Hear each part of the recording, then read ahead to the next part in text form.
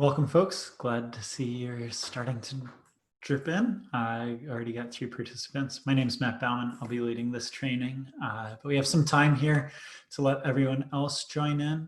I'll be going over the installation instructions and helping folks get started.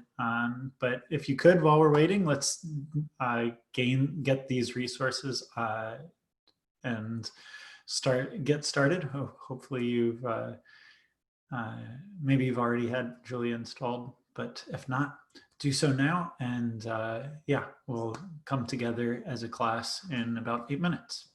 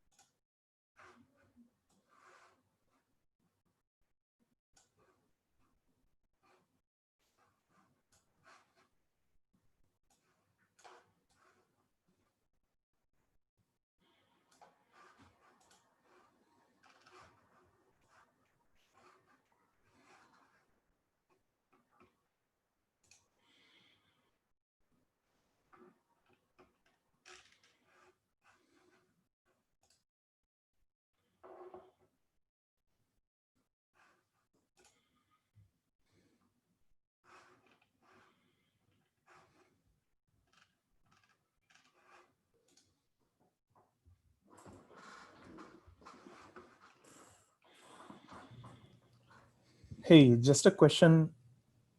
Yes. Is it necessary that we need to go on 1.5? Because I saw that 1.0.5 is the long-term supported version. Yeah, so I would highly recommend 1.5. 1.0 is about 2 years old at this point, and it is the LTS, or the long-term support release. But the 1.5 is a stable release. It's just that once Julia 1.6 comes out, we'll slowly phase out support for 1.5 in favor of 1.6. So it's fully supported, fully stable. It's just not going to be as stable in the long run. The reason that I like using Julia 1.5 is because it is kind of the modern Julia. It's there's some changes, some things that have changed that I think are significant improvements. And Julia 1.6 is slated to be the next long-term support release. And so this gives you all a leg up. I think most of the things we'll be covering today will be okay with Julia 1.0, but you might run into some differences because the language has evolved a decent amount in the past 2 years. It's all backwards compatible evolution, but it's not, not everything that works in 1.5 will work in 1.0. Okay, thank you. Yeah.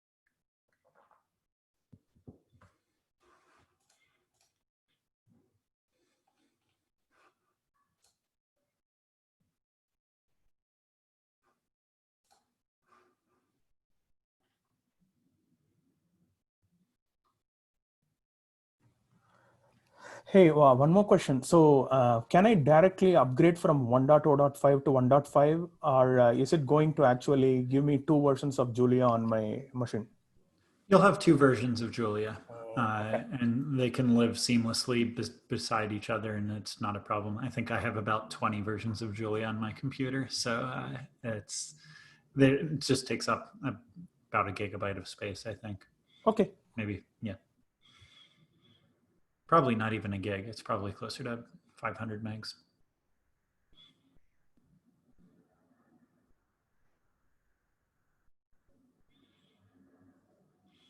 So yes, welcome everyone who's joining. My name is Matt Bauman. We'll get started shortly. I like to start my timer with a little bit of slop towards get to allow folks to get in, get logged in and stuff. We're expecting 10 of you today. So looks like about half of you have joined so far. Hopefully the remainder will come in. Oh, actually there's more than half. How do I see all of you? 1, 2, 3, 4, 5, 6, 7, 8. Nice. We're just waiting for 2 more. That's awesome. So hopefully they'll join in the next 2 minutes and we can get started.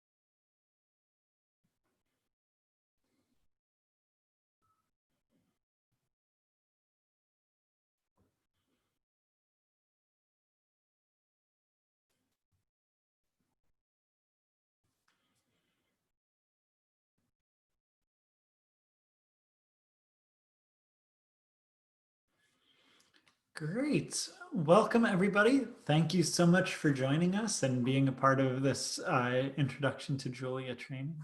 This is going to be a fun one. This is going to be exciting. We're doing this a different way than what we've done before.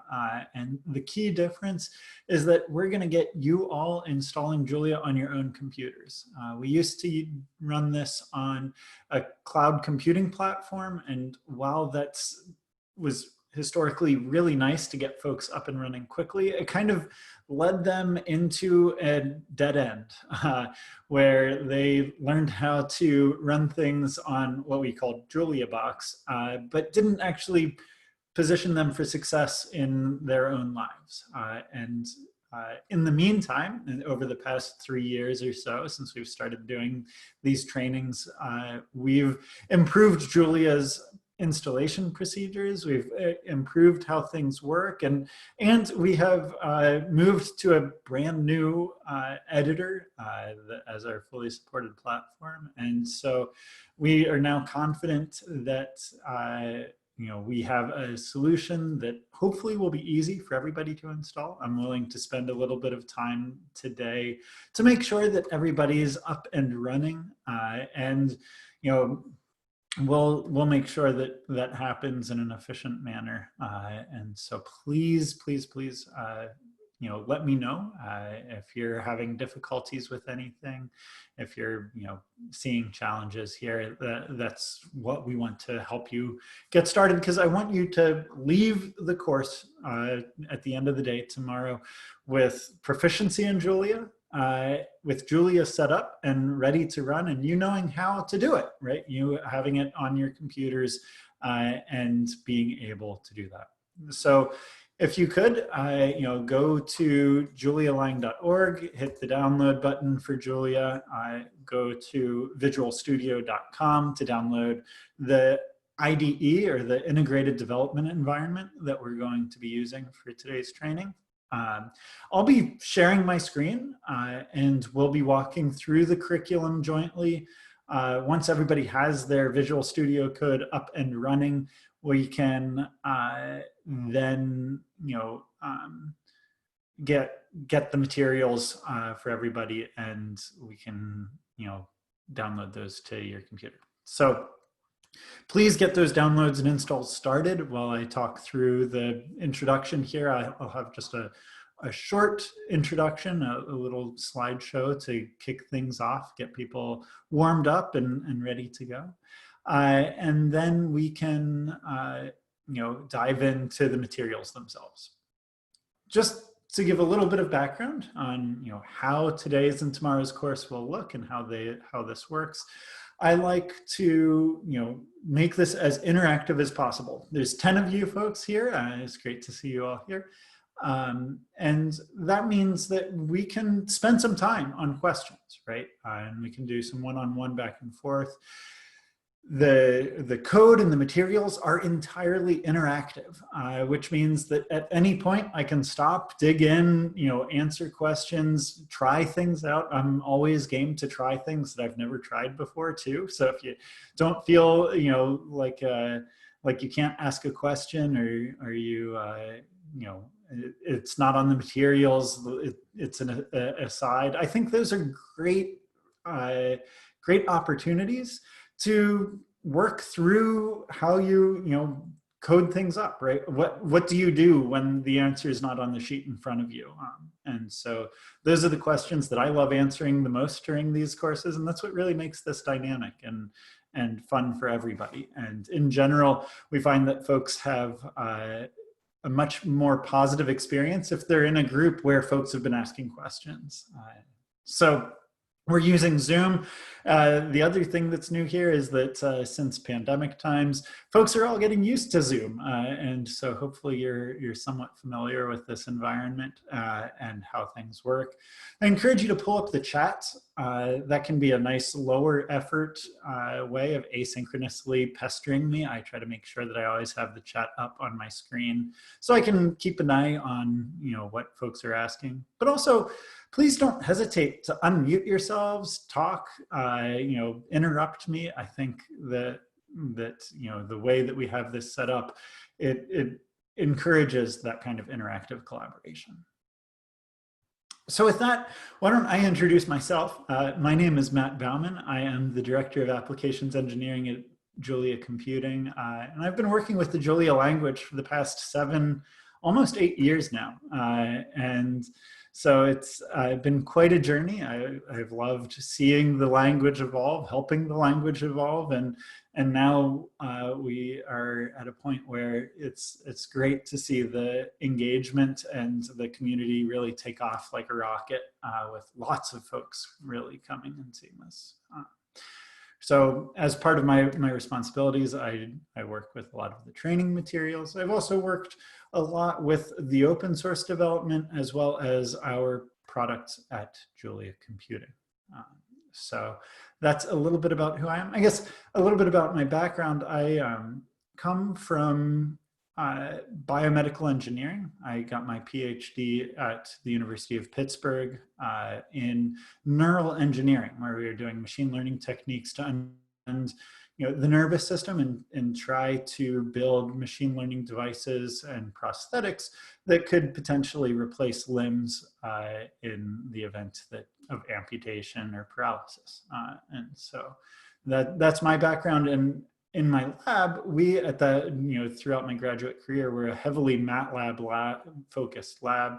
And my frustrations with MATLAB's performance and development style led me to find Julia. And so that's where I come from, and that's how I discovered Julia.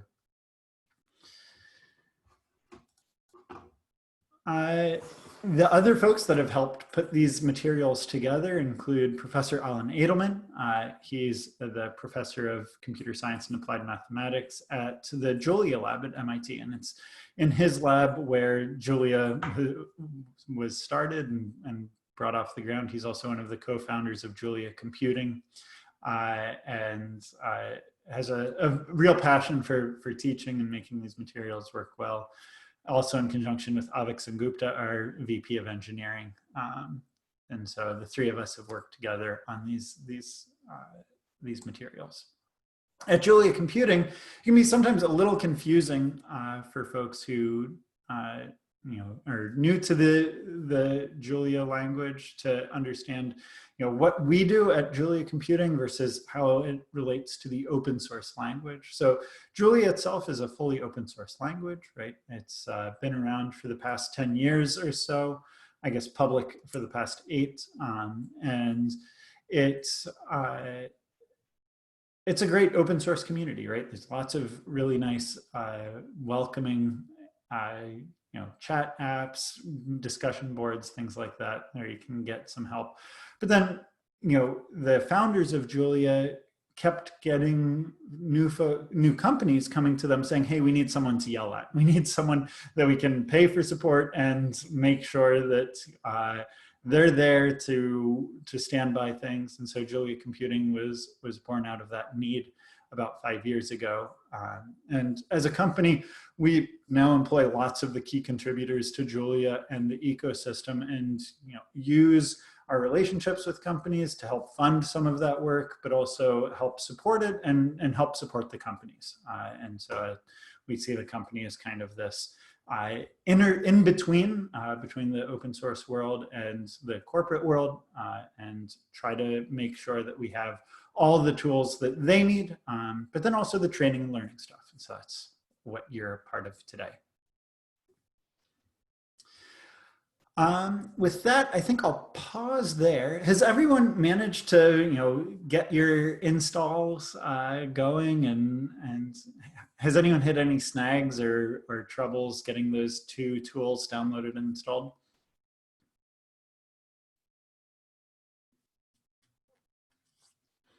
Got 1 thumbs up. Good, great, awesome. This is such a difference than when we first tried doing this about 3 years ago, and where everybody had difficulties with the installation procedures. We've definitely made huge headway at making this a little bit easier to go. So that's great. I just want to talk a little bit about how our the kinds of things that we've been doing with Julia. One of my favorite case studies is actually getting a little old now, but it was called Celeste, and it's a project that we did at Julia Computing in conjunction with some folks at the National Labs and Berkeley, to analyze and understand a huge swatch of this night sky. Essentially, a telescope took one huge strip across the night sky and a super high resolution image where most of the light sources were galaxies, some stars, and many of the light sources were right at the detection limit. So this is an example of what one small section of the night sky looked like, the raw data here. You can see that it's somewhat noisy, and we've circled there what actually is a galaxy. It's just 1 pixel that's a little reddish hue, and they wanted to put together a toolkit, a pipeline to analyze this and look at it. And of course, it's a huge data set, 60 terabytes of data. And to do this, you can do this in parallel really nicely, right? You divide up the night sky into lots of little quadrants and have many computers looking at each quadrant or each little section, far more than quadrants, right? But like lots of little slices. And so it's a highly parallelizable task, but requires lots of compute to do. And we were able to get access through the relationship with the national labs to this, what was at the time the 6th fastest supercomputer in the world, with about 1 million computation threads that you could parallelize across. And we could do this. We got Julia up and running on this, and this is now what undergirds a lot of our parallel compute resources. We use this case study, this grant to pour in a lot of resources into the distributed compute environment, and we were able to do this. Go through the entire 60 terabyte data set within, I think it was about 15 minutes. And you don't get access to all cores of a supercomputer for that long. And so they don't really let many languages run on supercomputers. Julia is, in fact, the first, and as far as I'm aware, the only language that has run at a scale like this. We call it petascale. Peta is the SI prefix for the number of floating point operations that we were able to achieve in a given second. So compute speed is often measured in floating point operations, and the number of floating point operations you can do in a second. You and I, as humans, we can do maybe 1 floating point operation every 10 seconds if the numbers don't have too many digits. That's a plus or a multiply. You might have to go to a piece of paper if there are lots of digits. If there's the numbers have lots of precision. But if they're single digit numbers, you can do a multiply in a second or so. So you and I have on the order of a flop per second. The computers you're sitting in front of can do not 1,000, not 1 million, but on the order of a billion or 10 billion flops. So 10 billion floating point operations every second. And then, depending upon how many cores you have, well, you might be able to do multiples of that, right? So that's how that scales. But then to get up to petascale, so we're talking about 1 billion floating point operations. So that's a gigaflop. Peta isn't the next order of 3 orders of magnitude. The next one would be a teraflop. So that'd be 1,000 times faster than the computer that you're sitting in front of. And then we're at petascale. So a petaflop would be on the order of 1 million times faster than the computer you're sitting in front of. So that kind of pans out, right? We're talking about 1 million threads, and we want to be doing things at about 1 million times faster than your computer. And Julia is one of the only languages that has been able to scale to that extent and be able to exploit all the hardware that is available, not just on your own computers, but on these supercomputing clusters. And so that's one of the really fun examples here. And that's why perhaps you're excited to be a part of this. That kind of comes to how lots of folks have been seeing Julia as being a fast and expressive language, right? It's Jeff Dean is the head of Google Brain or DeepMind, or I forget what they call the Alphabet division that does the machine learning. These days, I think they've renamed a few times. But he's seen what we've done with Julia, and in particular on Google's own processing units called tensor processing units, or TPUs. They're kind of the next iteration on top of GPU programming. So he's seen what we've done there, and really Julia is one of 2 languages that can run on TPUs right now. There's Google's own language, the TensorFlow backend, and Julia itself. And so he sees that as being fast and expressive for machine learning. Nature last year also wrote an article. They titled it, "Come for the Syntax, Stay for the Speed." I don't know what brought you all here today, but I often find that it's the other way around, right? Folks are excited about the speed, and then as they're learning, they realize, oh, hey, these syntaxes are nice too. So that's what we'll go over today. We'll see kind of how that works and the way things go there. I don't know, you guys don't need the sales pitch. These are, these things are fun. You can go to our website here, and since I'm on a web browser, might as well just do this directly here. We can go to juliacomputing.com. I encourage you to check this out. But there's lots of great case studies here. You can find whatever industry you all are coming from, or particular domain that you're interested in. Lots of fun things to look at about how people are using Julia these days. I don't know that I'll dig in too much there. I kind of want to get started. I'm antsy to get going here. I think, yeah. The last thing that I'll talk about here is, at Julia Computing, we have lots of these products, and Julia Academy is now our free asynchronous way of doing this, but you're all here for the hands-on thing. So as part of the hands-on training, I want to encourage you to interrupt me, ask questions, get things going. Lastly, just the last little point here is that we do have, this is the first of a set of 3 trainings that we run. Next week will be the introduction to machine learning, and we kind of go through, it focuses a little bit less on the language itself and more on what machine learning is and does. And kind of the goal there is to demystify machine learning to a great extent and gain an understanding of how machine learning works. So that's coming up next week, the same times, Thursday and Friday. The following week, we're doing a new iteration of kind of our typical parallel compute course. We've kind of reworked it.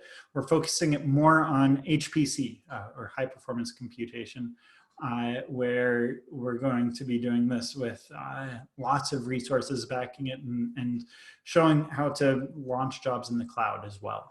So that'll be really exciting and it should be a lot of fun. But that's going to be where we'll go. So anyways, thanks for being a part of this, and let's dive into how these things work and do the trickiest part of the installation here, which is linking Visual Studio Code with Julia. Hopefully this will just work, but this is the part that I think sometimes throws a little bit of a wrinkle on things. But let's go in here. Let's close these things out. Okay, so let's also close this.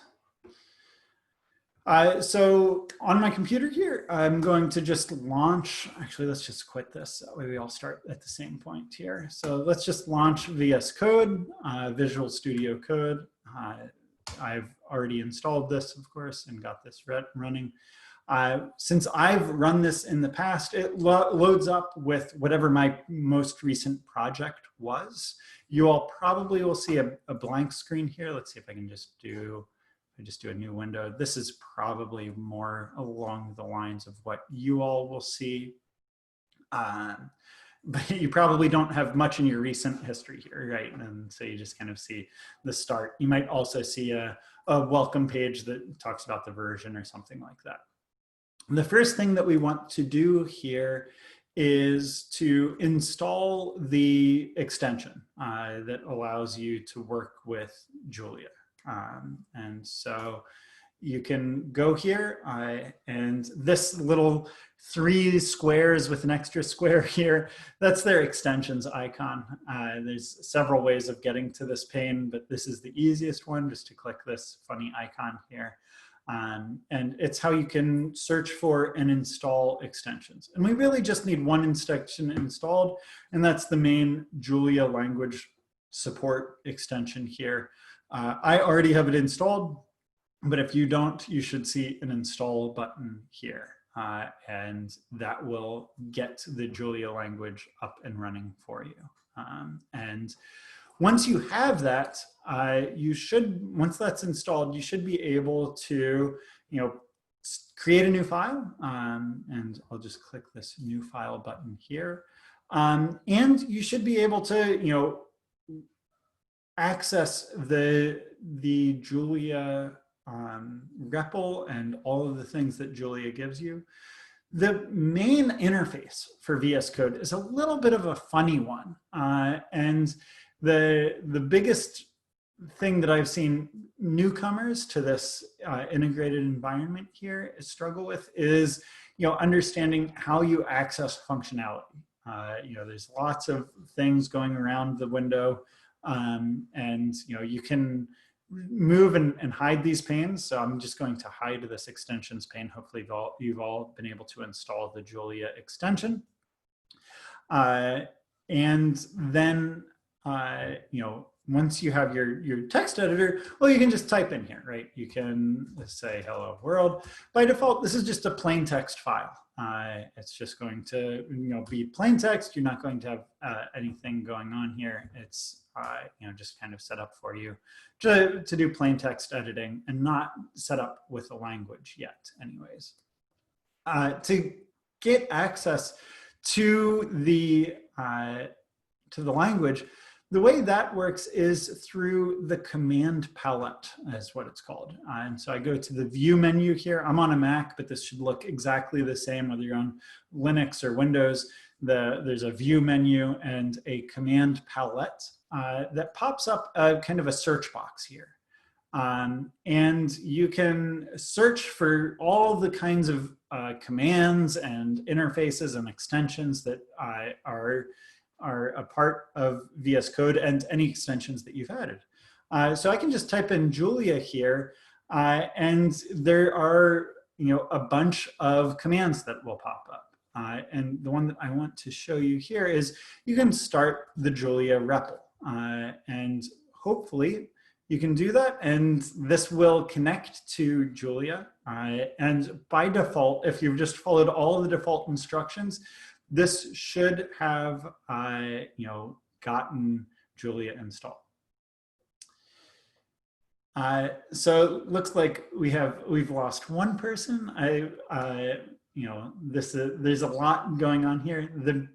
Where I am is, so I've installed VS Code on my computer, and I can go in. Let's just go to applications here.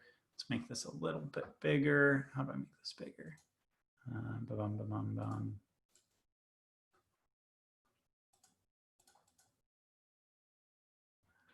do I do this?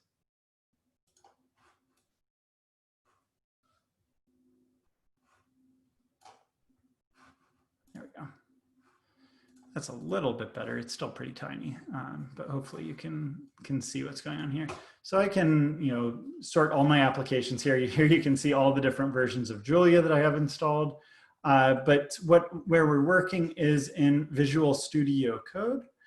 So if you're in a Mac, the way you can launch this is just going to your applications folder, and visualstudio.code should appear as an application in your applications file after installing it. And just double clicking this will launch it. If you're on Windows or Linux, it'll appear in your start menu or in your shortcuts bar. These things, hopefully you can do this. Of course, the easiest way on lots of these systems is just to search for it. And so, on a Mac, I can click my little spotlight button here and just search for VS Code, and it is my top hit here, and hitting enter will open that up. Yeah, so that's where you get things going, and that's how you open up this interface.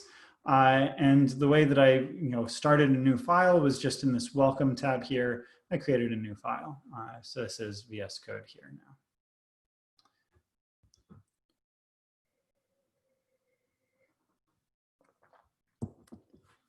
So hopefully that helps you, David, get VS Code open and running.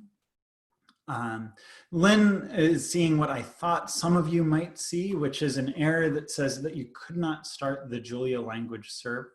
And that is essentially what we need to do is we need to teach these two programs, Julia and VS Code, how to communicate with each other and to know where they are and to know, how they do this. They should automatically detect Julia in its default installation setup.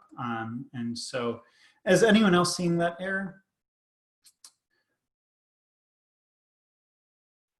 Hopefully you're able to, so the way that I pulled this up was I went to the view, command palette, and just typed in Julia here, and there's a REPL. So you can type Julia REPL to start the Julia REPL.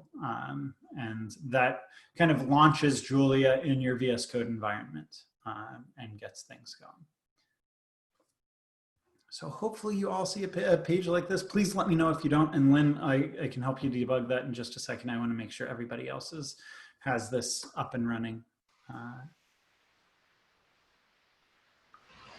I may have fixed it. I had through some other instructions added extensions, and I think I was trying to install 1.5. So I think good. Your audio is a little garbled, but it sounds like you said that you got it sorted. Yes. Great news. I got a few more messages that folks are doing it. Interesting.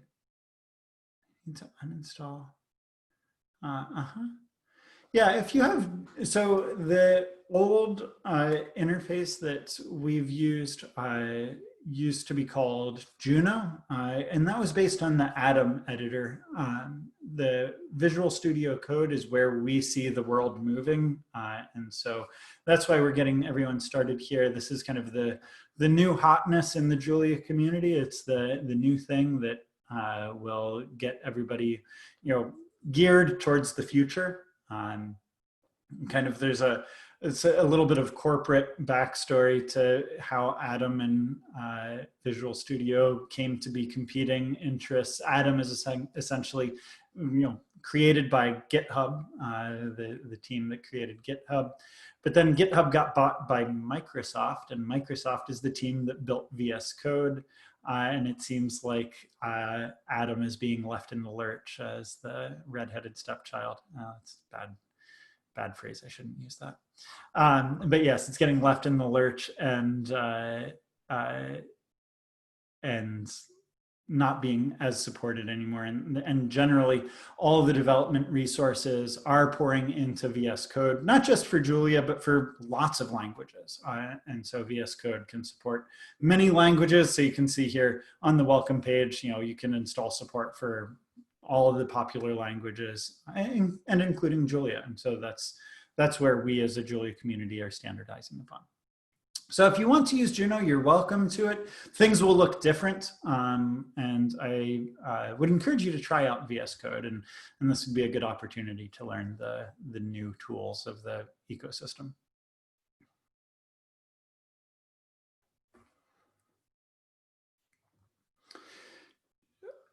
It sounds like most of you are getting up to speed here.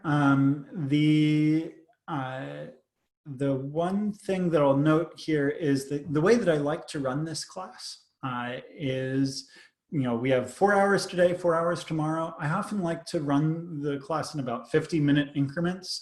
So at the top of every hour or so, we'll take a 10-minute break. And during that first 10-minute break, I can do a little bit more hands-on work with anyone who's still struggling, and we can get everybody up to speed and make sure that we're all good. So if lots of you are struggling, then we can stop here and get do this synchronously. Or if it's just a handful of folks, we can do it asynchronously during our first break. A question on Peter, from Peter asking, we at Julia Computing have a product called Julia Pro that kind of bundles together all of these things and obviates that step of needing to connect the two together and install multi-step process and makes it a single step install. Currently, Julia Pro is based on that old Atom editor that I was talking about, and we will eventually be moving to VS Code as well. All the Julia Computing employees who had been doing the development on Atom have since moved to VS Code, and it's just a matter of time till we finally support that. We have a bunch of clients currently using Julia Pro, and we need to make sure that everything is as seamless before officially switching over, but we're getting close. And so that's why we're doing this way today. But hopefully in the near future, we'll just be able to do a one-click install with Julia Pro and get the same environment.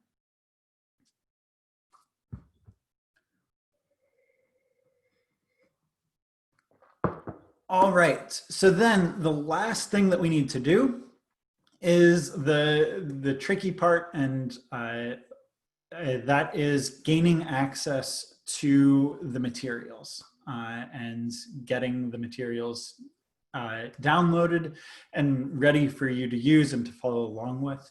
The materials themselves are hosted on GitHub. And so we can go to the GitHub resource here. Let me pull that up.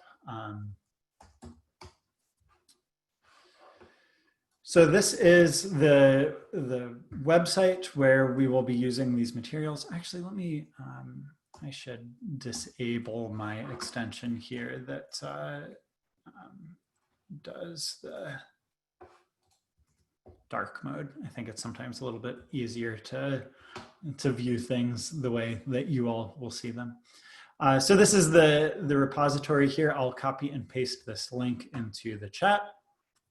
So you can jump out and see this. So GitHub is the standard way of sharing code, in particular for the Julia community. It is a really nice place to register packages, do code development, and really the Julia ecosystem is geared around Git in general. Git is a version control software. So for those of you who are unfamiliar with Git, it allows you to keep track of versions. It kind of solves that last version, final version, file name renaming, versioning schemes, and all sorts of things. It makes that a lot easier. There's a lot of depth to Git though, and I could spend an hour doing an introduction to Git itself, so I don't want to burn much time on this. So if you're not familiar with Git, that's just fine. The easiest way to download these materials is to click on this code button and hit the download zip here. And that will download a zipped up archive of all your materials here, and it just automatically, on my Mac, it automatically expands it out into a folder and gets this ready to go for me here. So you can see all my files for for this training are right here. If you are competent with Git, I encourage you to use it because it allows you to track your changes, right? And if you're competent with Git, you'll know how to do that. So I'm not going to go over those steps, but it's a really powerful tool that I encourage you to learn, but we want to learn Julia today. So let's focus on that. So once you have these materials downloaded, we can go over to Visual Studio Code again. Let me pull that back up here. And I want to open that file. So wherever you downloaded it, you'll need to extract it on your system and browse to it here. So I have it, here's my directory. I'm going to go into projects, training, and then here's my introduction training folder. So I want to just click on the folder itself and open the entire folder instead of a single file. And so I'm not going to click on any files in this pane here, but just hit the open button. That will open the entire project as a folder. And so I've already opened this, so it looks a little bit little different than what you'll see. But if you click on these file explorer icon here in the top right, you should be able to see all the files here. And so that's going to be the tricky step here, is to go through and make sure that you can see all of these files. Make sure you can follow along with me here. So I want to make sure that everybody's at this point and can see something similar. If you're not, if you've not gotten these resources downloaded, just throw something in the chat box. And if you don't see a page similar to me, please shout out, because this is how we'll work through the entire thing and how we'll get things going.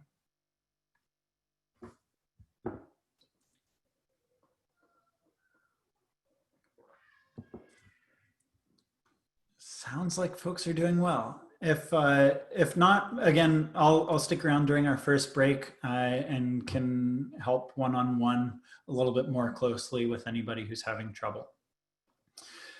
All right, so now we can kind of do a little bit more exploration of the Visual Studio Code environment in general and kind of get a little bit more understanding on how this is set up and how we can work with this. So the top left button here is a good one to know about, the File Explorer. It shows you beyond just your files, there's a few other things that you can look at. You can reveal and collapse all of these things. You can see what editors are currently open. Right now, I've just opened this first notebook or this first file, the number 0, the Introduction to VS Code file. But you can play around with this. You can, of course, add new files, add new folders, do all sorts of fun things here. But for the most part, I'm going to hide this Explorer, and I'm actually going to go full screen to maximize the space that we have and make this as large on your screens as possible. And I've opened up that very first file to get started with Julia and VS Code. So the first things here are just a recap of those installation steps and getting the materials.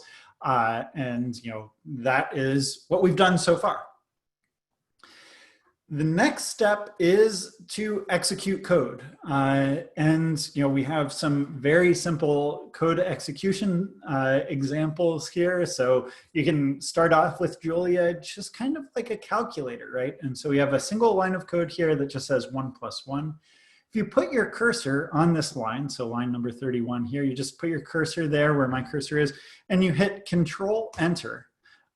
It should pop up a command line here, and at the bottom, what it does is it sends the current line of code that your cursor is on to the REPL. And I've used that word several times, REPL. It's kind of a funny word. It's an acronym that simply describes what's happening. So first, Julia reads what you wrote in.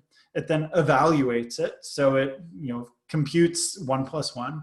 It then prints out what it got. So the P is for print. And then it loops and gets back to the state where you can enter more code in. So I can do other things here. I can just click in this REPL here. And you can do 1 + 2 and hit enter, and it should bring up 3. If putting your thing on the line here did not pull up the REPL or get things going, we could try one of two things. One would be to go to the view and then remember that command palette option here, and make note of what the keyboard abbreviation is here, because this is an important one. On a Mac, it's Command-Shift-P. I think on other platforms, it's Control-Shift-P. So you click on command palette, it pops up, and just type Julia REPL.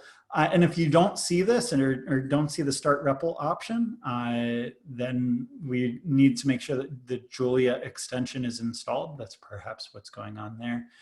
If you see it, but it's not starting and you don't get this REPL popped up at the bottom here, then it may be that we don't have the location correct. And so, yes, if you don't have the extension, then that's this step here where you go to the extensions pane. So these 4 boxes, click on this, type in Julia in the search box. It'll pop up with Julia at the top, and click the little green install button. And that should get you set up to go there. And I can chat more with you during our break if you're still stuck there. But I want to keep moving and do this. I think after you install, the button here might change to a reload button. And yeah, you'll need to reload or perhaps quit and restart VS Code to enable the Julia language support. I didn't say that. That might be your problem.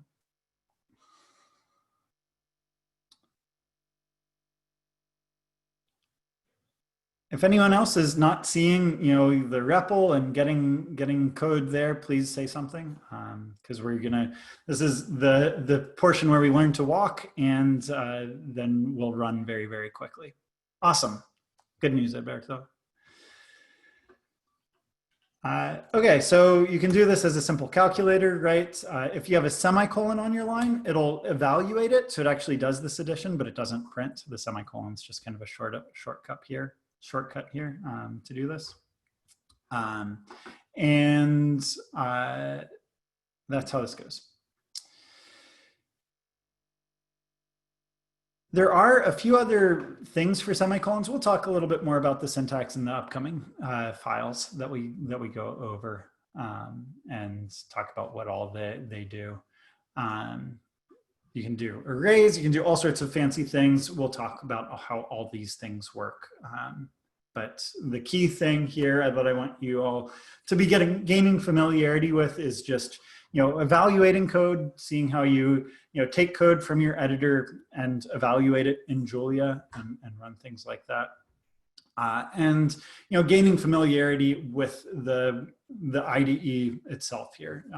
That's the goal of this hour, is to make sure that everybody's installed and that we learn a little bit about how the VS Code environment works.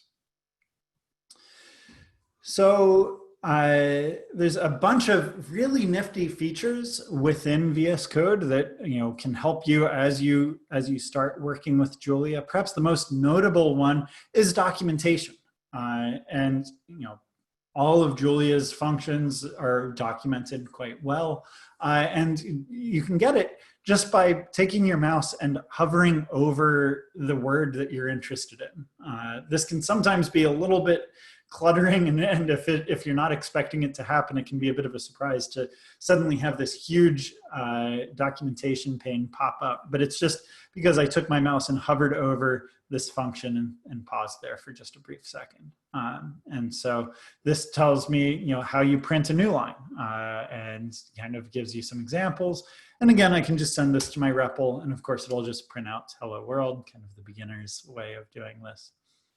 There are a bunch of other features with the REPL itself down here. And so I'll expand this and talk a little bit about how this REPL works.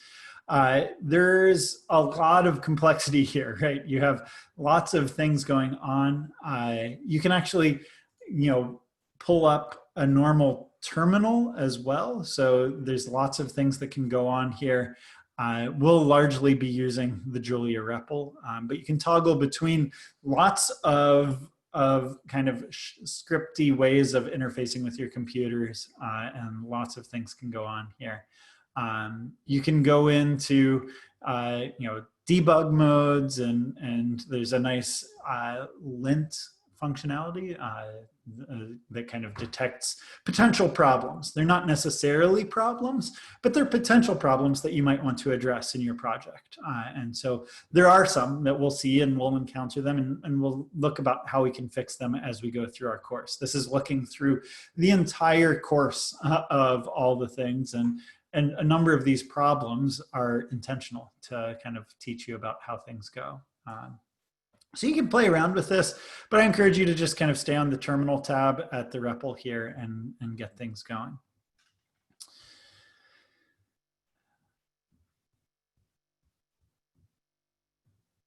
All right, so let's just see here.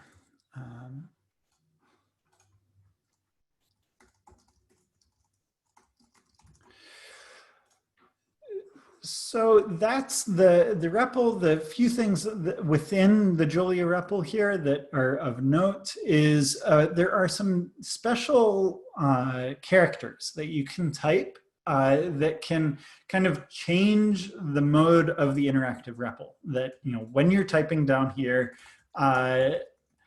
you know, if you're typing something down here, you can actually change the mode of the REPL. So by default, it's, you know, going to take a string and evaluate it and print out my answer. I'm just typing 1 + 2, hitting enter, and it gives me 3, right?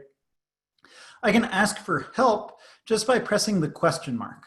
So if the very first character on my line is a question mark, the prompt will change. And it tells me that no longer will it evaluate a Julia expression, but it'll instead look up help. And so I can look up help for that print line, for example, and it prints out the plain text version of that help file. And this is kind of a nice way of, again, looking at what's going on and how things work. You can also jump into what's called a shell environment if you're familiar with it. If not, don't worry about it. But if you are, it's a handy way of, interfacing with your computer and doing the kinds of command line sorts of things that you're familiar with. So it's just another syntax. I'm not going to cover it besides the fact that it exists and can be helpful if you're already familiar with it. Lastly, and perhaps most importantly, is that there is if you start the line with a close bracket, like is put up here, then you jump into the package management mode. And Julia ships a package manager built into the language, and it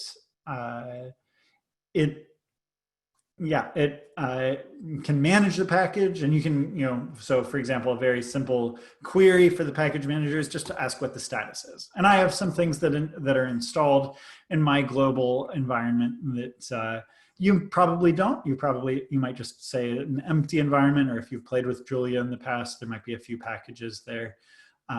It doesn't really matter where you are there and how things are.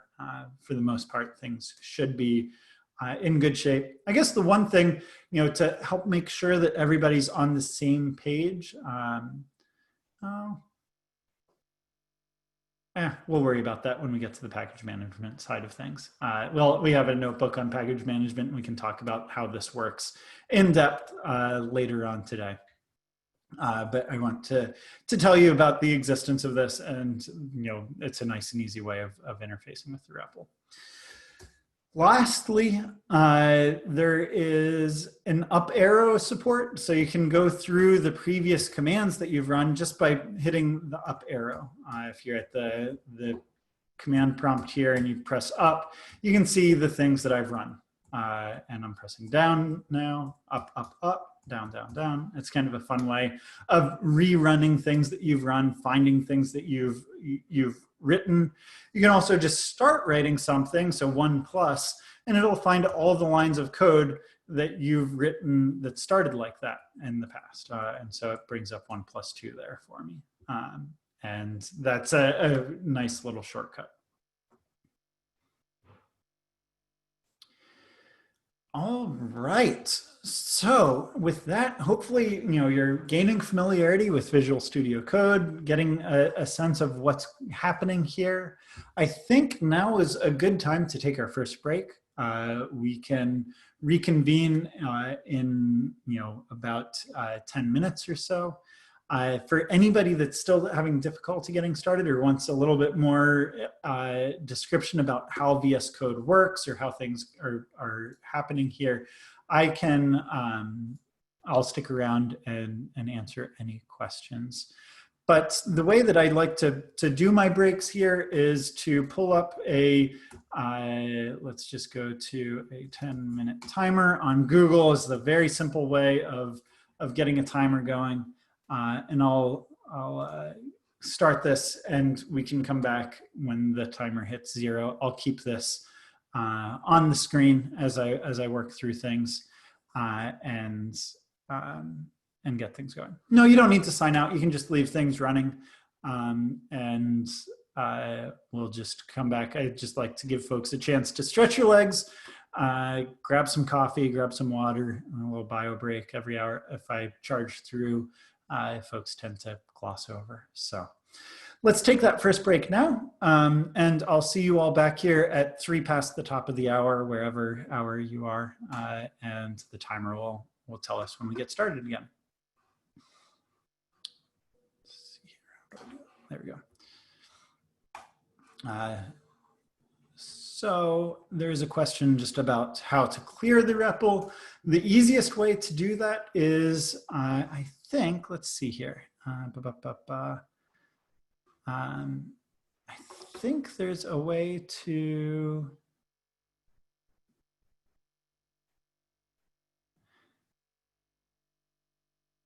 Yeah, I think the easiest way is on within the REPL itself. If you have your REPL selected, just hit Control L or Control K.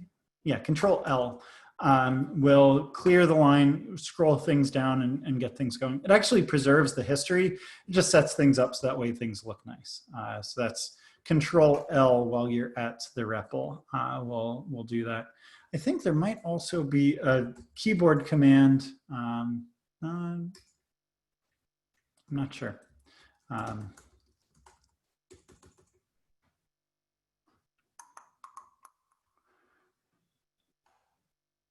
That's the debug console. Yeah, no, I think that's the way to do it is Control L there. And yes, when you go into the package management screen, you'll see the package manager prompt like this. The parentheses here are telling you what environment you're working with. And you all should see the version 1.5 here, and that's how this works. The one thing that you'll note is the package manager is sticky. So you can get stuck in the package management and it's not going back to the Julia REPL here. To get back to the Julia REPL, you can just hit delete. And it you can imagine it deleting that invisible bracket to get things going. So you're in good shape. If you see this package prompt, the way to get back to the Julia prompt is just hitting delete.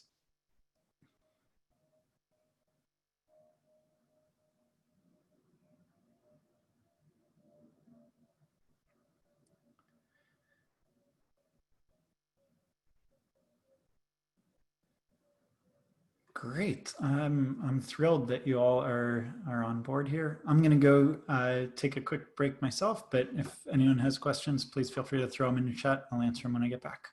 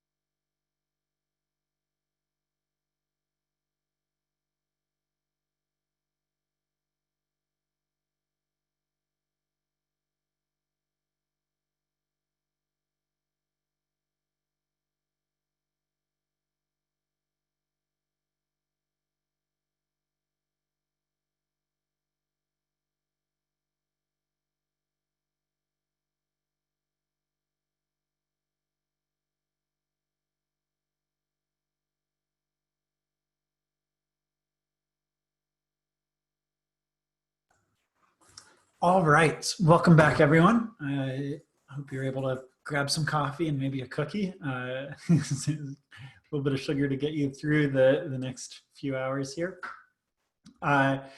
There was one last question that I didn't answer during the break that we got. That was, sometimes the REPL might not pop up. And if you're seeing that or having trouble with it, there are a few things that you can do. I decided to defer this question until we were all here because it is somewhat of a common issue. With all the panes that can pop up with VS Code, they all are, expandable, right? You can expand them all out, and you can collapse them the whole way down until they go away. And if they go the whole way away, you can sometimes get them back just by grabbing where they should be. So you can see when my mouse goes over this bottom bar here, or the line between the editor and the blue bar, it becomes an arrow, and you can expand this back out. So that's the one way of trying to pull that back up. And that might solve some problems if you ever lose it. The other thing that you can do, let's see, so if I close this panel, yeah, I think it still pops up that way. Yep. You can also just, try to reopen it from the command palette, right? That view command palette or Command Shift P or Control Shift P, pop it up here. And, you can see that, it keeps track of the most recent things that you've run, but you can always type in Julia REPL and hopefully that'll pop it up as well.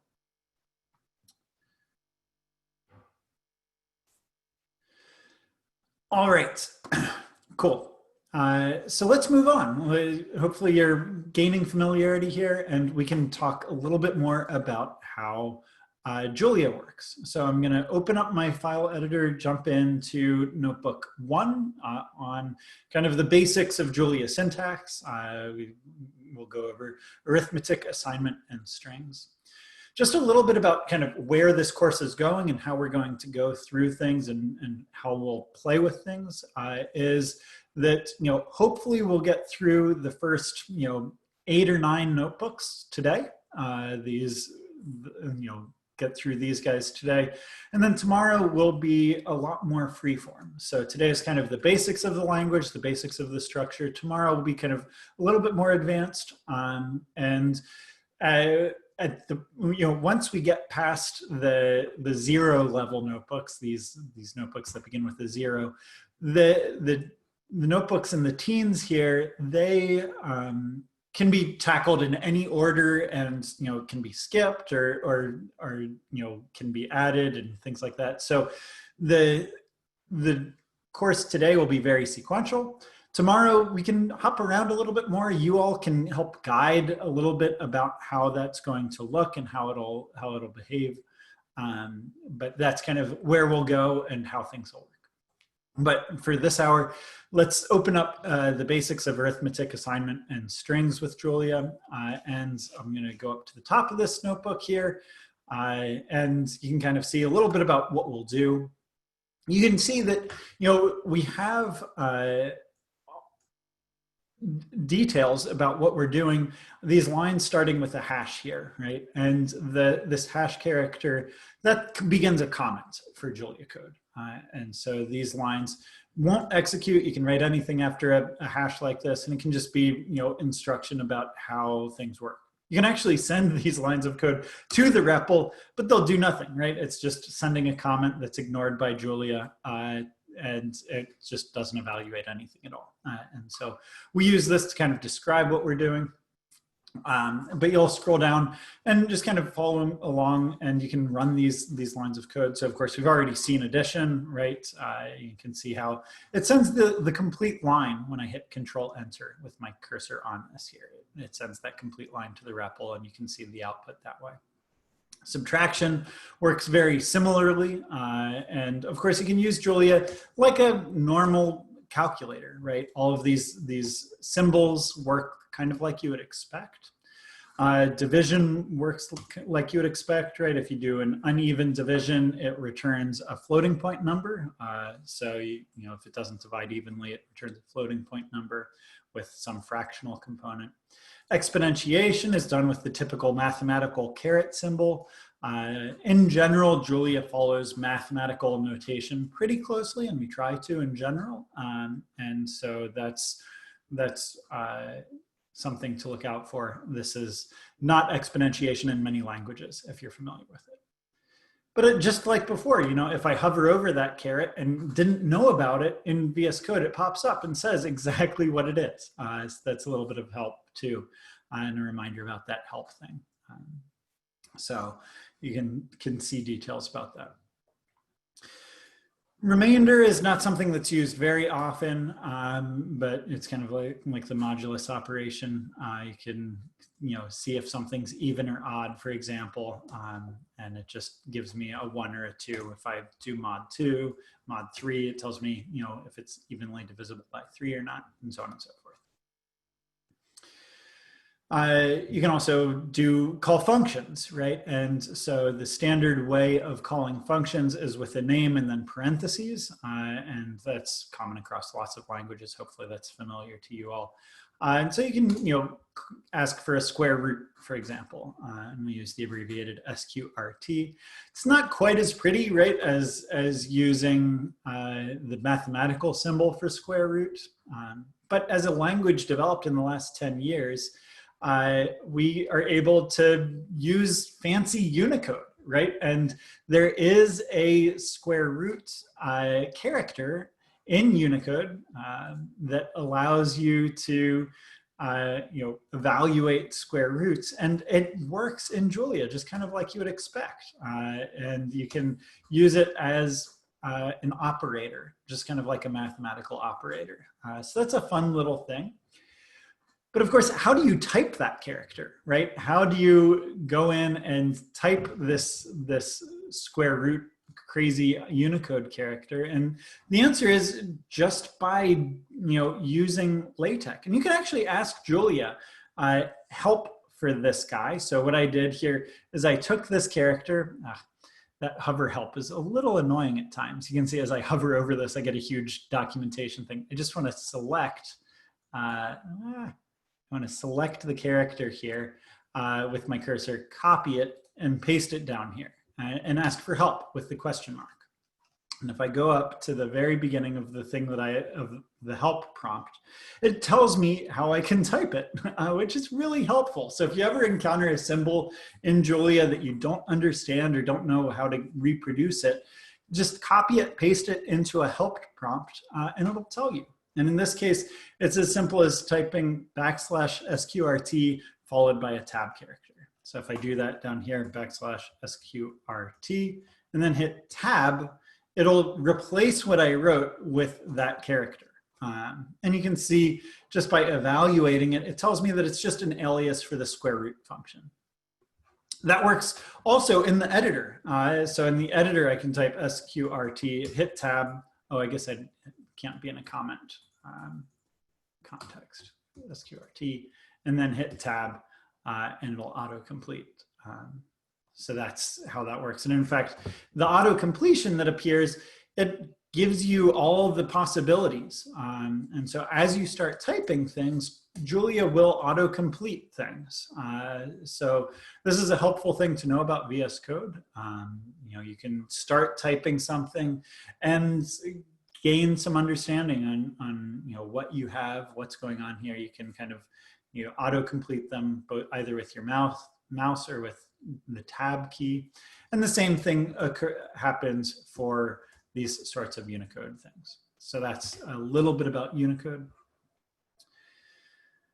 The division, if you recalled, when you evaluate division, it gives you a fractional component. And that's generally what you want in math, right? You want to know the exact or nearly exact answer for a mathematical operation like division.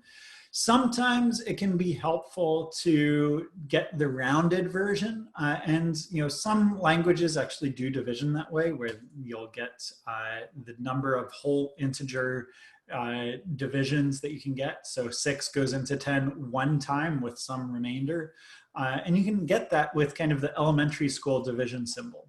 And again, if you don't know how to type that, you just select it, copy it, ask for help, and hit enter, and then go up to where that help prompt started, and it'll tell you it's div. You can also call it as a function, right? So you can use the div function as well, and that does exactly the same thing. The last little bit of mathy operator syntax that I'll go over in this section is what's called rational numbers. And so sometimes it can be helpful to get an exact representation of a fractional number. In general, you probably won't use this too much as you're getting started, but it's a nice little technique to know about to get exact rational arithmetic going. This is built into Julia, and it's just 2 backslashes that instead of dividing it, it creates a rational number or a fraction. And 10/6 gets reduced to 5/3, and it prints out in its reduced version. And it's kind of a nice way of doing things. And you can actually do math on this, where if I take 10/6 and why did that open? It's funny. 10/6 and multiply it by 2, for example, it'll do the math and reduce things down, or multiply it by 3. It gives me an even 5 divided by 1, and it keeps that fractional component, right? It knows that it's still a fraction, but it's just 5 whole parts. It's not fractional anymore. It kind of prints it with that funny divided by 1 that a general integer has carrying around with it. So that's a little fun way of using Julia as a calculator. Now, there are lots of ways, that means, to write a given numeric type in Julia. And as a language that has traditionally targeted numeric computation, we care a lot about numbers. And we care about, writing numbers in a way that our computers can understand, and ways in which our computers can do math on them very efficiently. And so the numeric types that Julia has, in some respects, mirrors what's available by our hardware. And that's kind of how Julia has developed, is by making sure that we can express all the things that you have. So here what I'm going to do is I'm going to create a short list of lots of different ways of writing the number 42 here. And I'm going to assign it, and we'll talk about assignment in a little bit, to a variable called 42s. And so this gives me lots of these numbers, and you can see that I'm writing the number 42 in lots of different ways. I can do a quick little for loop here. We'll talk about how this works in a little bit. But if you just click on this for line, hit Control Enter, it sends just the beginning of our for loop to the REPL, and you can just keep hitting Control Enter here, and it will keep sending the iterative parts, or the sections here, to our REPL. You could also just select this entire block like this and hit Control Enter once, and it does the same thing. And what is it doing?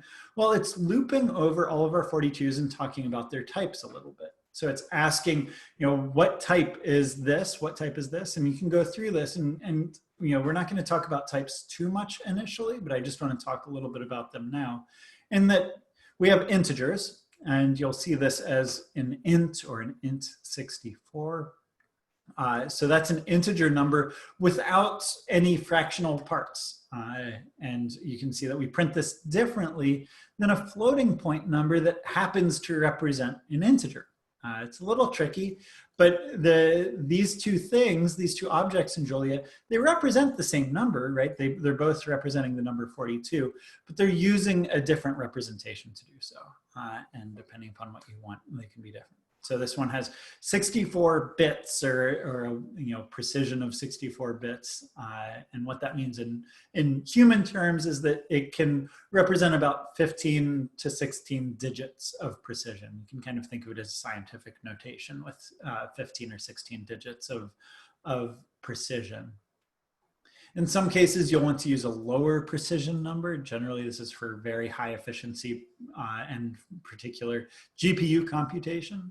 You'll use lower precision numbers. And with 32 bits of precision, so again, floating point number with 32 bits, it will have about 7 decimal digits of precision, or half the precision of a 64-bit number. Makes sense, right? The next one here is a rational number. Remember I talked about creating fractions? Well, they're rationals and they print out differently. Again, representing the same value, but doing this differently. And the last one is written kind of funny, right? All of these you can look at and say, oh yes, that's definitely 42. And the last one is a funny one. It's what's called an unsigned integer. And this is printed out in the way that computers kind of think about things in what's called hexadecimal. And if you're not familiar with it, that's just fine. And in general, I don't recommend using unsigned integers all that frequently, unless you are using them as kind of a bucket of bits, as a way of working with them as kind of flags or things like that. And in that context, it makes a lot of sense to use hexadecimal for their values. And so that's why we print them out that way.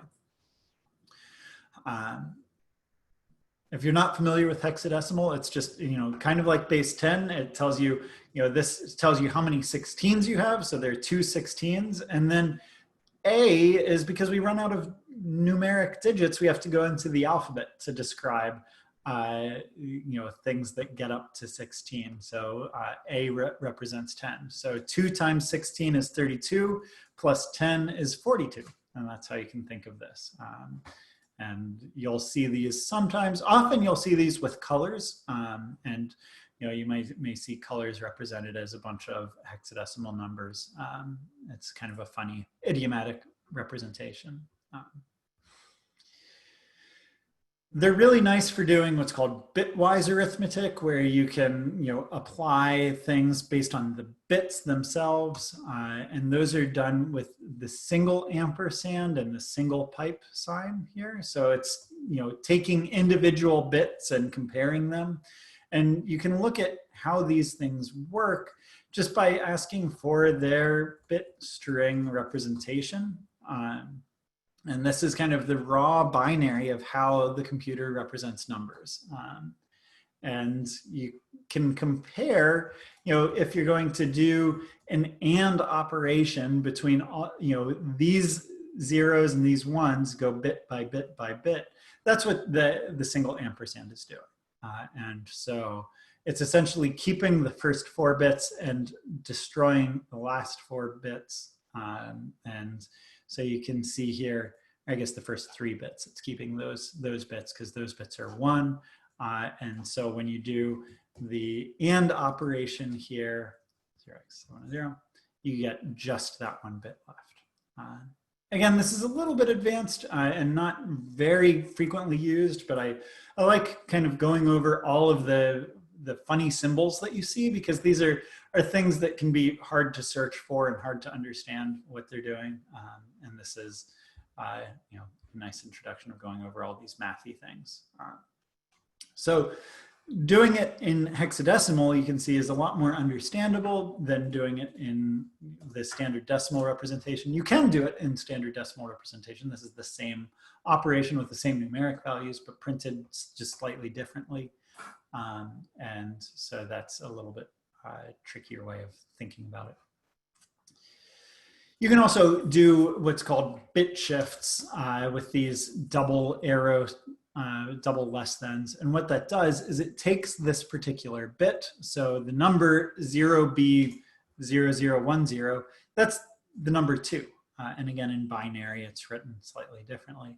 If I shift that to the left 2 bits, it's going to jump over 1, 2 bits and be the number that has 0B1, 0, 0, like that, and gives me 8. And so I can do that programmatically. It's effectively the same thing as multiplying by 2 to the second power. So 2 times 2 to the second power, oops, I want a multiplication there, gives me 8. And that's effectively the same thing as a bit shift. And you can do both left bit shifts, which is kind of like multiplication by a power of 2, or right bit shifts, which is like a division by a power of 2. Far, far, far more frequently than these fancy bitwise operations is you'll see logical operations, which just takes one bit or one value and compares, combines them into a single thing. So you can ask if both the left-hand side and the right-hand side are both true. That's an AND operation. And you can do that just by using this double ampersand. So double ampersand is different than a single ampersand. And the double ampersand is what you want to reach for most frequently. So for example, you can do some arbitrary computation and another test like this, right? And you do multiple tests like this. And this is how you chain them together to make sure that both are true, right? Just as a simple test, you could ask, is the number 3 even, right? Oops, double ampersand, and is 3 greater than 1? So that's false because 3 is not even. But if I were to change this to is even 4 and is the number 4 greater than 1, then that's going to give me true.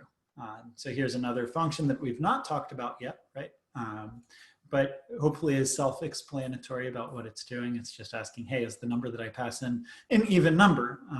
And that's built into Julia. But you can see that this is chaining these computations together and giving me a single answer. So it is even, and 4 is greater than the number 1. So I get the true out. The same thing happens with OR, and again, it's these double pipe symbols. These symbols come from a long history of their use in other programming languages. It's a little funny, but it doesn't take too long to get used to. And this OR is kind of the mathematician's OR. It's just asking, is one or both of these things true? So you can actually say, true or true. So a true value and a true value is going to give me true. The way we often use the word or in English is an exclusive or, that is only one of these two things is true. So, do your homework or I'll send you to your room kind of thing, right? You say, do this or else I'll do something else. And only one of those two things should happen. In programming languages, the or that we use is not exclusive. And so you can say, go to your room or do your homework and do both of them as a parent, and your kid will be really pissed at you. But that's how OR works in programming languages. So something to keep in mind. What this means, though, with both and or, is that there are certain conditions where you know what will happen no matter what's going to come on the right-hand side. So for example, with and, so going back to that, is even 3 and something else, right? It doesn't really matter what else is there, because we know that 3 isn't even. So we know that this is going to be false. And then whatever is on the right-hand side, it doesn't matter what that's going to return, right? It doesn't matter if it's true. Well, false and true is going to be false. If it's false, well, false and false is going to be false, because and needs everything to be true in order for it to be true. So the moment it gets a false value, it knows that it doesn't need to even look at what is on the right-hand side. And you can see here that with this something else function here, I've never defined something else, right? There is no function, there's no built-in function, there's no user-defined function here that does something else. And so if I tried to execute that, it would say, hey, there's an undefined variable. We've never taught Julia what something else is. We don't know what that is, and so it's going to give me an error. But because 3 isn't even, I don't even need to look at it. I don't even need to evaluate this. And so this is what's called short circuiting. It's essentially saying, oh, I know this answer already, so I'm not even going to worry about what's on the right-hand side of the and clause. And this is frequently used in Julia as kind of like a simple sanity check, right? Where you can kind of do this and you can put an error function on this side. So 3 is even, and you can error 3 must be even, like this. Or 3, I guess it's 3 must not be even. And that says, nope, 3 is not even, so we're not going to throw this error. But if you pass in the number 4 here, and then this will give me an error. 4 must not be even. That's an error, right? Because 4 is even, but we're saying that it must not be. So this is kind of frequently used as a quick check to see like, hey, is this okay? Is this working right? And you'll see this idiom throughout Julia code as you begin learning. And so that's why I describe it here in such depth. And the example that we have in the notebook here is much more concrete. So on line 100 here, you can see that x is -42. We've assigned a value to the name x here. And we could do some boundary condition check, right? So you can ask, hey, is x greater than 0? Or we'll throw an error and say x must be positive. And in this case, x is less than 0. So that means that this condition, right, x greater than 0 returns false, which means that false or something else, well, false doesn't tell me what the answer of or is going to be. So that means that I must evaluate this, and I can then throw an error. And it's kind of a cute little way. It's exactly the same as I could write this in the opposite way, using the opposite comparison. So x is less than or equal to 0, and change this to an and. So if x is less than or greater than 0, is kind of how you can think of this, then we'll throw an error that x must be positive. And again, it's the same concept, right? X is true here. And so that means that I have to look on the right-hand side of this ampersand to see what is the value here in order to complete this expression, in order to understand it. And so I'll throw an error there. So that is a very simple kind of if statement. You can kind of think of it as being like, hey, x is less than or 0. And if that's true, then we'll throw an error.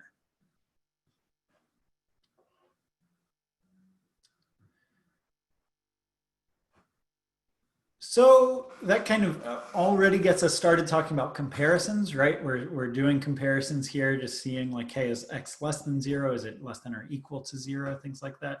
Of course, the first and foremost one that you'll want to do is equality. You can do, oops, that's silly.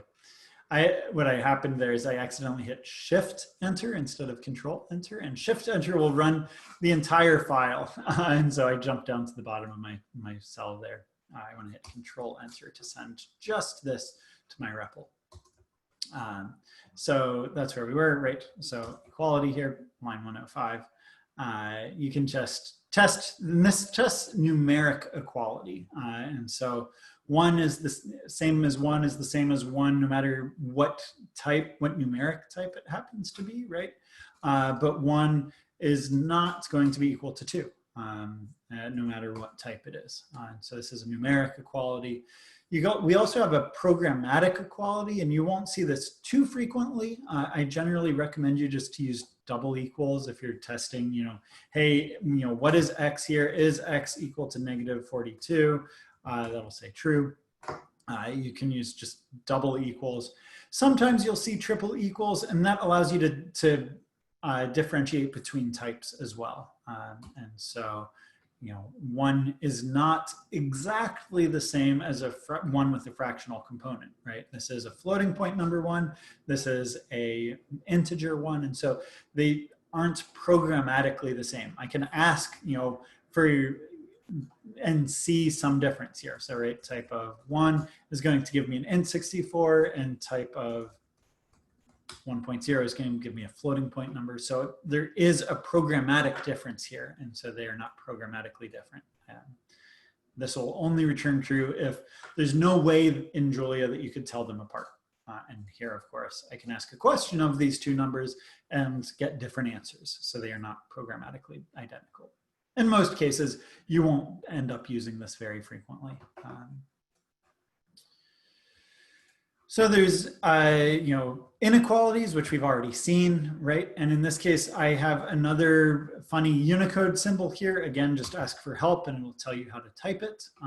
And this is the pi symbol, right? The Greek character for pi. And that's built into Julia as being the number pi. And it's actually an irrational number, which is kind of fun. You can see it's represented by dots that continue going, and it'll promote to an appropriate type as you use it, to whatever precision you're working with. So that's less than or equal to is the same, right? You're asking, is the number on the left less than or potentially equal to the number on the right? Pretty straightforward. One last thing to note when we're talking about equality, and in particular with floating point numbers, is that you don't typically want to ask for exact equality with floating point numbers. So for example, you and I would typically expect that 0.1 plus 0.2 should be exactly equal to 0.3. If you do this in pretty much any programming language, you'll see that this is false, which is a bit of a surprise. You'll see that 0.1 plus 0.2 does not exactly equal 0.3, which is kind of funny. And if you look at it, and so what is 0.1 plus 0.2? In Julia, it'll tell you that the closest number to this is 0.3 and a very little bit of change. And so that will give you a little bit more detail. If you're still curious about this, one thing that you can do actually, and kind of as a fun little quirk, is you can go to 0.300004.com. Click this, let's see, oh, I guess that's not going to go to as a link. Let me go over to a web browser here. You can go to thisnumber.com and you'll get a little bit of information. This is not a Julia thing, and this is not a website created by a Julia engineer. It's a person who sees this frequently, right? Why is 0.1 plus 0.2 not 0.3? And this isn't anything particular to Julia, but it is something that, we don't obscure this fact. We kind of are honest about what the value of 0.1 plus 0.2 is. And so you can see how this works and what's going on here.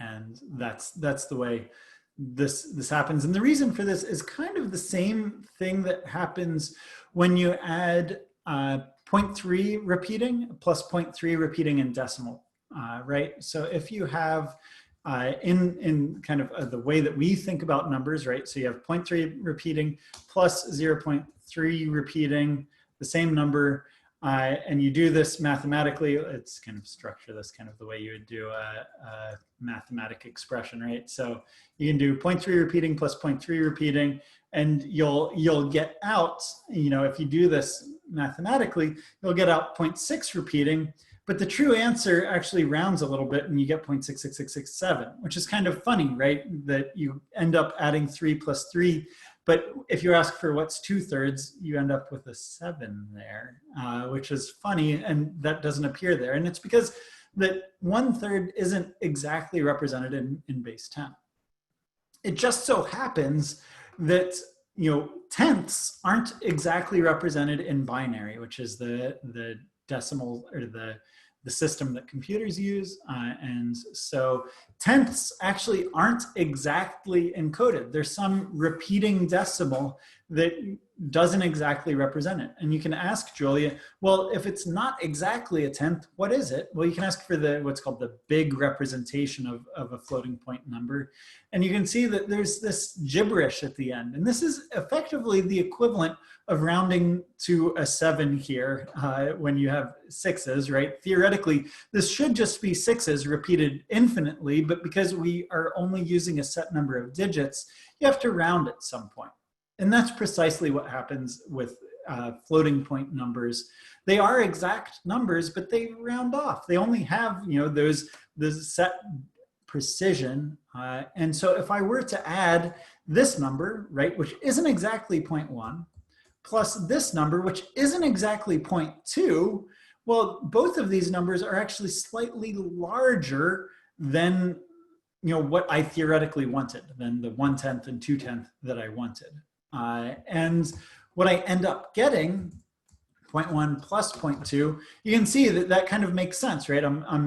I've gotten closer to this exact representation. Then what happens if I ask for what is the closest floating point number to 0.3? It actually happens to round down slightly, or the closest number ends up being slightly shy of 0.3, whereas this ends up being slightly bigger because 0.1 and 0.2 happen to round up instead.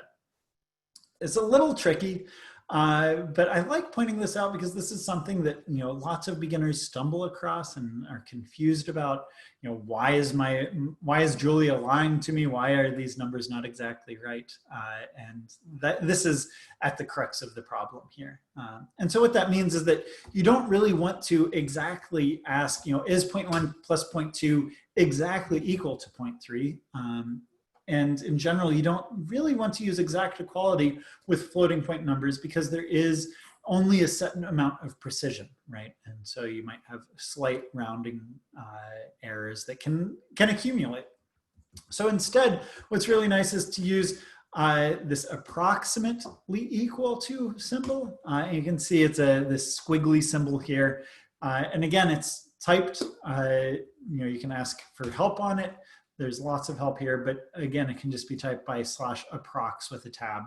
And it can be used just like double equals, but it gives you approximate equality that tests with some tolerance. That tolerance can be adjusted and tweaked and such, but by default, it just asks for with some relative tolerance that is well suited for floating point numbers in general. So that's the last little bit of equality comparisons that I like talking about here. Is this tilde or the squiggle equal for floating point numbers is particularly important. And yes, it's the same. All of these fancy Unicode operators have a wordy equivalent that can be written as a normal function. So you can pass in x and y as a normal function and get that going. A nice little fun thing about comparisons is that they chain together. And so, if you have, these numbers, 2 is equal to 2 and is also equal to this other representation of 2, right? This is a mathematical statement that essentially says that all 3 of these things are equal. If I were to simply ask k is 2 equal to 2.0, that gives me the value true. And if I were to ask k is true equal to 0x02, right, and do this incrementally, like say, hey, let's evaluate this equality and then evaluate the result of this equality with this number, that's going to give me a false because it's asking, hey, 2 is equal to 2, right, and that's true. And then is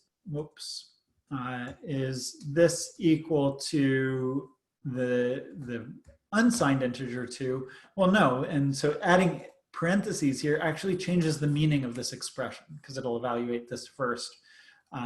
It's really nice to use this chaining sort of thing with inequalities, right? So I can have some variable like x like this and chain together a set of inequalities. So I can ask, hey, is x greater than 0?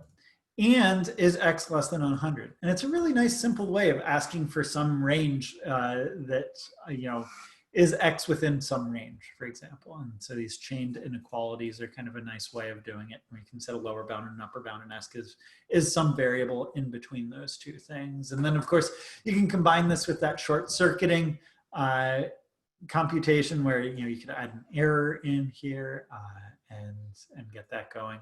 So if x happened to be a negative number, this will be false and say, hey, x is not between 0 and 100.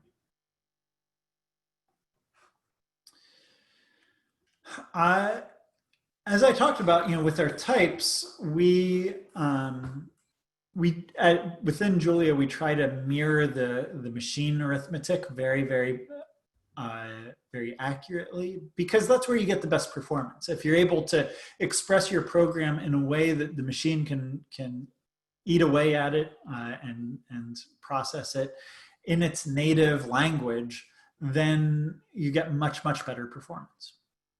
That makes for some little quirks, right? Like that floating point quirk that I talked about, where you can't exactly represent a tenth and 2/10 in floating point numbers. So you don't want to use floating point numbers for currencies in general, because you can't exactly represent hundredths either, and hundredths are frequently used for cents. You want whole numbers of cents. You don't want an approximation there. And so, you often want to use integers. The same is true for integers, right? When I ask for, what is the type of some number that I write in, it's going to tell me that it's an int 64 here. That means that there are 64 bits of precision. That's a set size of my type. And that means that I can actually overflow this. I can create an integer that's so big that it can't fit in my type anymore. And you'll often see this by doing things like exponentiation, right? Exponentiation can make for very, very, very large numbers. So if I have a number like 2 to the 63rd power, that's a huge number, right? That's a very big number or should be a very big number. And if I ask Julia to compute that, it gives me a very small number, in fact, a very negative number. And that's not what I want. And so you can see here that we end up with a very large negative number. This is what's called overflow. And it's essentially how machine arithmetic works. This is the cost of some of our high performance, is that you need to be aware of this, that if you're doing you're working with very large numbers, that is numbers that are bigger than, you can ask for, so what is the type max? The maximum value for an int 64 is this very, very large number here, right? So what is that? That's not thousands, not millions, not billions, not trillions, not quadrillions, but 9 quintillion. So if you're dealing with these very large, astronomically large numbers, or economically large numbers in the trillions and quadrillions, you might get close to saturating this. In general, it's not that big of a deal. But it is something to be aware of. So if I were to take this number and add 1 to it, so this is the maximum value of an integer, and I add 1 to it, I wrap around and become negative.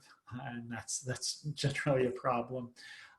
So if you ever want to be sure that you're working with higher precision, you can again use that big function to explicitly say, hey, I want to use an arbitrary precision number here. I really want this to be much, much bigger. And this is now a number that's not quite as computationally friendly. It has a little bit of more overhead because it can potentially be more than 64 bits. It can use more than 64 bits worth of data to describe itself. And so it's a bit heavier weight to do computation on. It's good if you need it, but if you don't need it, then it's nice to get the performance out of normal numbers. So that's how you can do it. You can often find these things pretty quickly, because if you do, say, 2 to 1,000, or you'll get the number 0, which is a big surprise. Or if you ask for 10 to 1,000, get the number 0. If you are a little bit closer to the value, you'll get some gibberish, right? Or potentially even a negative number. And that's just because we've overflowed and got something funny here.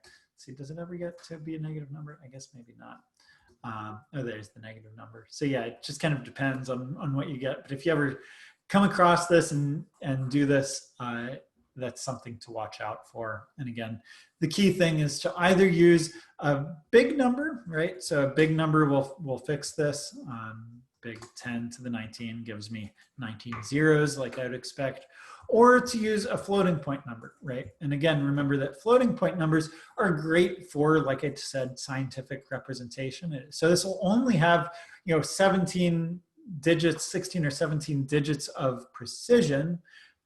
So the last two digits here, because this is times 10 to the 19, the last two digits aren't going to be exactly represented anymore. They'll be rounded away, but it can represent arbitrarily large numbers like this. Again, these are things that are common to programming and things that I think programmers should in general know, no matter what language they're using. But because of the numeric strengths of Julia, and because lots of folks come to Julia looking for numeric programming, I like to point them out as we get started, just kind of how Julia functions as a calculator and how that works. So a little bit more on big numbers, right? So you can ask for the big representation of pi. That gives me a much more faithful representation. Again, it's not going to be exact because pi is infinitely repeating and we can't actually represent that in our computers. By default, it's still have 256 bits instead of the 64. You can actually change that number. And remember that when I was asking for big of 0.1, it was giving me 0.1 and change because it's asking for its first, making this a floating point number, right? Julia, thinks of these, when you write a number like this with a period in it, it's a floating point number, which means that it's rounded and might have this round off error after 17 digits or so of precision. If you want the exact representation of this, you can actually use this, you can ask for the big of the string. Oops, I guess I have to use it like this. The string 1.0, and that gives me a much more high fidelity version of 1.0. But again, just like representing 2/3 in base 10, if instead of using 7 digits, I use 16 digits or so, doesn't matter, right? That at some point it's going to round to a 7. The same thing applies here, right? So this is by default using, instead of the standard 64 bits, 256 bits. At some point we're gonna round a little bit, and you can see that happening there. But there are lots more zeros here, and we're much more close to the exact number 0.1. All right. So the last portion of this notebook is on assignments, and we can do that. We've already seen this a little bit, and all assignment does in Julia is it's a way of, for you as a programmer, to name the values you're working with, to kind of tell Julia, hey, when I use the name X, I'm going to refer to the value 1. And that's all assignment is in Julia, is you're using a name for some value. And just like in real life, I can go by the name Matt, I can also go by the name Matthew. And if someone asks me by the name Matt to do something, it's the same as asking the person by the name Matthew to do something. I can do the exact same thing in Julia, right? Where I can also decide, hey, I want to use the name Y for whatever the value X is. And so now both X and Y are names for the value 1. I can choose to say, oh, you know what? I have a better meaning for the name X in a particular context, and say, hey, from here on out in my program, I'm going to use the name X to refer to the value of 2. And I think that that's a better use for the name X. So if I do that and I say, hey, I want to use the name X for something else, what's going to be the value of Y? I had said that Y should be whatever the value of X is, but then I decided that, hey, I want to use a better name for X. So do you think Y is going to be a 1 or a 2 here? And understanding this question is a really good way of building your mental model of how Julia works, and it'll help reduce surprises here. The answer is that Y still is the name for the number 1.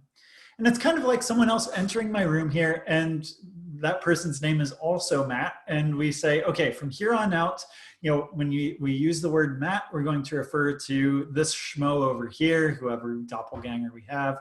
And when we use the word Matthew, we're going to still be referring to myself. And that's essentially what you're doing when you reassign about a name in Julia. And that's kind of a key fundamental concept to keep in mind. It's very linguistic, I find. It very much mirrors how we use the English language, how we think about names in the English language.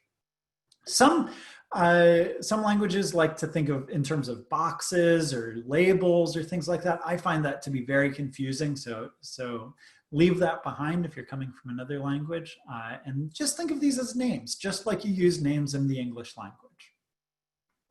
Now this gets a little bit more interesting when we have an object that has behavior, right? And so the objects that we'll talk about a lot in Julia are arrays, and we can create a simple array just with these square brackets. And we'll talk more about arrays in our next lecture in the next hour.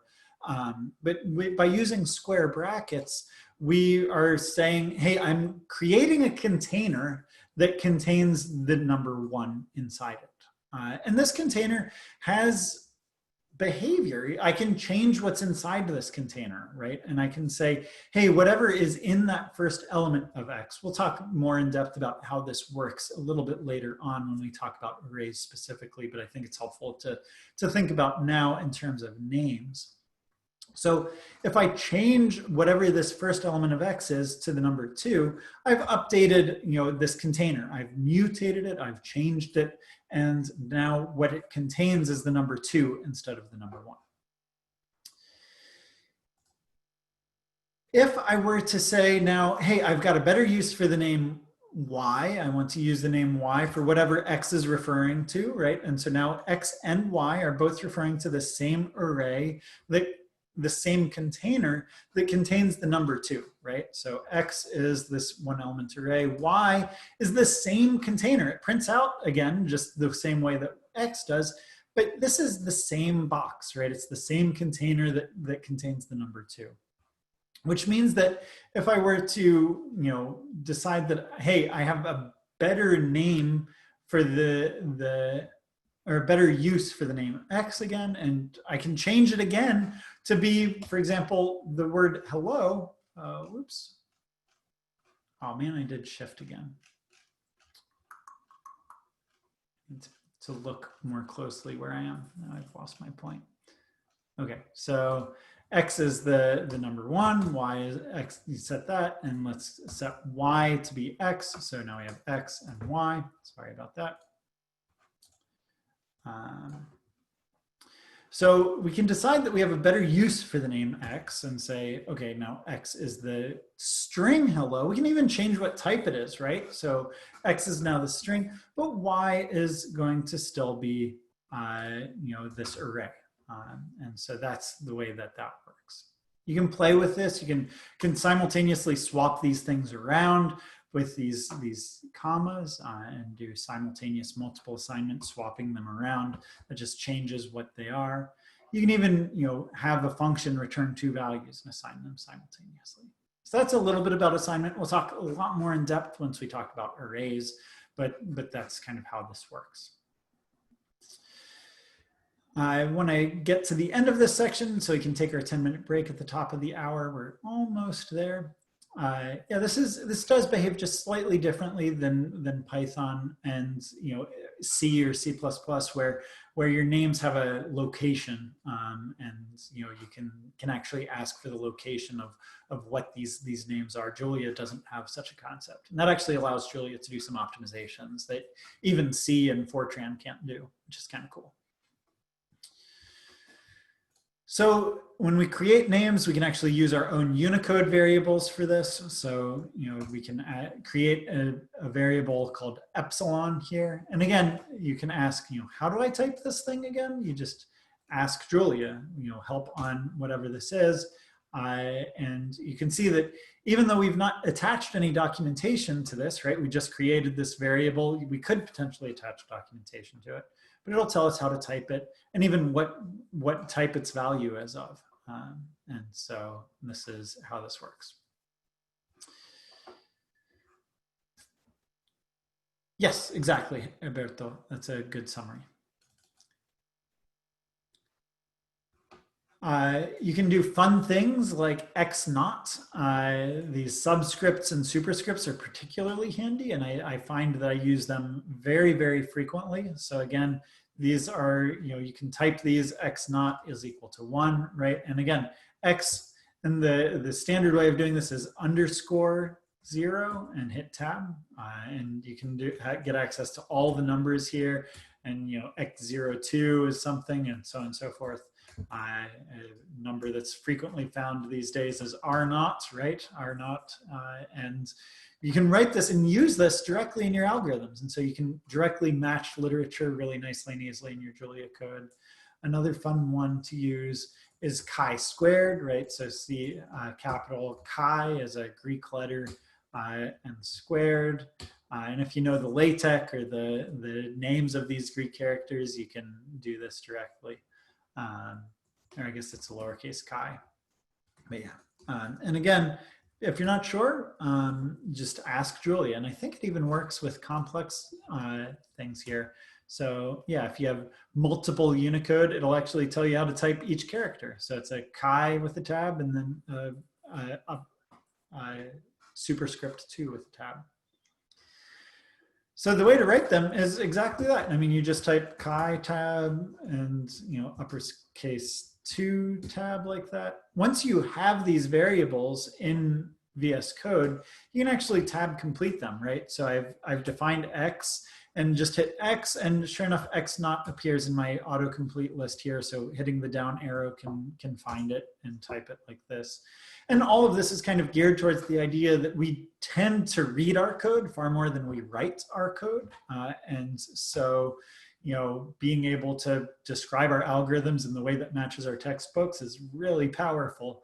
And it is slightly cumbersome, right? It's a little tricky, but you get used to it. Your fingers, get used to just doing \chi tab and :2 tab and things like that to play with this.